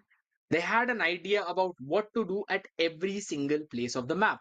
And it just seemed that Team Astras, they could not compensate what was going on, how quickly Fight for Fame were going on for that trades, how quickly they were able to take the space around the map. And along with all of the patience that they showed in their defensive half, wherein they were the counter terrorists, it was absolutely perfect, like yeah, literally brilliant play. And when they were terrorists, they made sure that they're going to take that space as quickly as possible, denying any kind of retake possibility for Team Astras. They just could not anticipate those quick, fast hits coming in. And it was not directly onto the side, it was onto the other parts of the map as well. Just look at that. Even in the last round, you saw the adjustments coming in. And Inglorious, you basically had an idea where the last person would show up from. So it was just clearly Fight for Fame dominating in the entire game. Be it Maximum going yeah. in with those crazy shots, AK with his op, Bahubali angry. Both of them were just out of their mind in this entire game. I mean, I reaching mean, almost, those 20 frags right before you even reach the match point. It was crazy. Inglorious holding those choke angles, making sure that if anyone's coming in for the push, for the retake, he's there to welcome them. Look at this, Maximum, super ready, already hearing the sound cues as well, and it just has the idea. The game sense was absolutely brilliant onto them. So yes, Team Astras, they definitely need a lot of learning to do. I still think that they also had pretty solid fragging potential. E10 trying his level best, while all the yeah. other people as well taking those map space in terms of strategy. I think so. They had a decent idea, but it was just the fact that in the sheer firepower, they were not able to come out on top. Therefore, Fight for Fame. They've sent a statement, right? You know they've sent a. Yeah, true though. I mean, they did literally go in and give a bold statement out there, Fight for Fame. Only if I have a chance to talk to Angry, I really want to know on why is he, why just did he name himself Angry? What is he angry about? What is he actually frustrated about? Because the way he was just eating up his opponents in the entirety of this match, he seemed to be so hungry for those kills. He was fragging out. He was taking those kills like it's another normal day for him, where it seems to be like, True. okay, that's an ace, all right, I just do it regularly. And that's what he just pretended it to be. On the other side, ek god with that op seems to be really good. Things were God working with it. phenomenally. Yeah, things were working phenomenally for the sides of Fight for Fame. On the other side, Team Astra, as we've talked a lot about it, yeah, Ethan definitely did step up a lot. The entirety of the team, there are a lot of things that they definitely have learned. I mean, as I keep on saying it again and again, it's either about winning or about learning. So if not this time, maybe the next time that we do see the sides of Team Astra coming up with a big huge surprise for us. Because for now, it's going to be Team Fight for Fame who will get the victory and who will be making their way towards the upcoming rounds, and will be facing other teams out there Yes. for today's day. Because it's just been such a dramatic Mhm. day today. All the plays, especially Angry with the way he's going in for those dirty plays out there. He's just getting his opponents. I mean, if I would have been the opponent, Angry would have been that one player on my nerves already, because it just seemed so difficult to stop him every single time he was trying to do something. He was able to make a perfect play out of that situation. So it's already onto my nerves if I was the opponent though. But yep, Mm, good plays coming up from Fight for Fame. I'm really excited to see now what happens when these teams go up against the sides of Team Harioms and other who's been victorious in today's day, because that's gonna be a tough competition. yes, definitely will be. And again, just as you know, it's a statement coming in from Fight for Fame. I've mentioned that multiple times, and you can't get enough of these highlights, right? You can Yeah, you just see can't. these plays all day around whatsoever. And also, you mentioned about Angry getting on the nerves of his opponent. If I was his opponent, I would have asked my entire team to just find me that one guy, finish him off. And even if I die for that, I don't mind it. That's one of the reasons why I'm not a pro player. And I'm still sitting behind the desk. That's one other thing. Either ways, we've enjoyed all of these matches perfectly. Now, I know maybe audience were expecting another one, but do not worry, guys. This was the last match of today. We're quickly going to have a look at the scoreboard as well. Bahubali topping the charts with 21 kills and only 9 deaths. Angry following him up, 21 kills and 7 deaths. But one thing I want to get your attention on is the fact that Bahubali has a crazy 71% headshot ratio. Look at That's, look I at believe, the AVA highest and that we've JD. seen. Now look at AVA and JD out there. Ava My and God, JD. I mean, all right. jeez, 100%. Six shots, but they know that they've landed right on the skulls. All right, that's one thing Yeah. I'm gonna give it to them.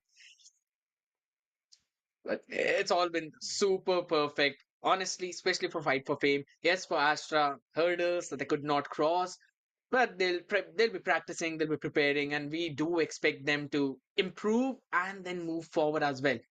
Because this team has got a lot of potential. You can clearly see in E10 13 finishes. Even though everything was going southwards, it was haywire for their team. They still stuck together. They stuck to their game plan. Yes, it did not work out for them, but it was really fun to watch both of these teams. And apparently, since we're talking about fun, we know that every fun thing needs to come to an end. So even today's Yeah. stream will be ending in just a few more minutes, guys. We will not be having the last game on stream. We'll be having it off stream. But we'll still be having 4 more days of continuous matches, right? Tomorrow, exactly the Yeah. same time, then day after, and then a few days after that. So you'll be seeing both of us on the desk as well. And just as we've enjoyed today's day, we'll also be looking forward to some amazing games, amazing matches tomorrow as well. Guys, you have been watching Lenovo and Intel presents Rise of Legion. And gaming monitor partner, ViewSonic Gaming, gaming headset partner, Sony InZone, esports partner, the Esports Club, and talent partner, Maverick. So we'll be seeing you guys tomorrow at the same time. Make sure to join in as well. Are you with me now? Said, are you with me now? Ain't felt this good in a while. They want us to simmer down. Can you hear me now? This is why we play.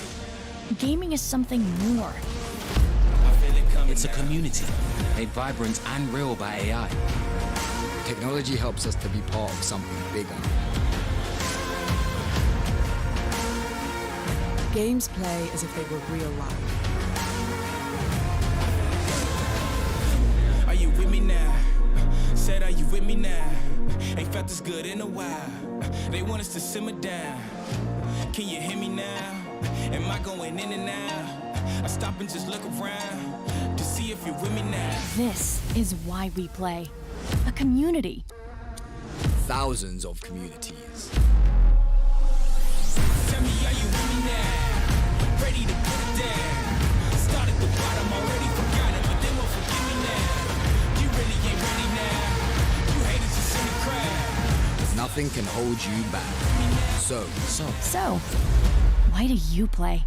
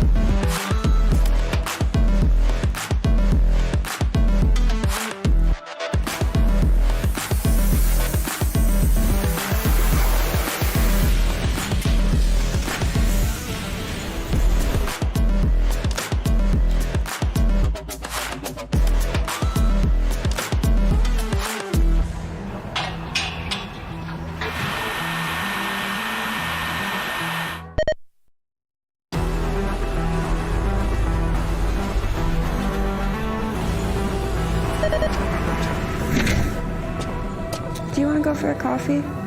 Yeah, sure.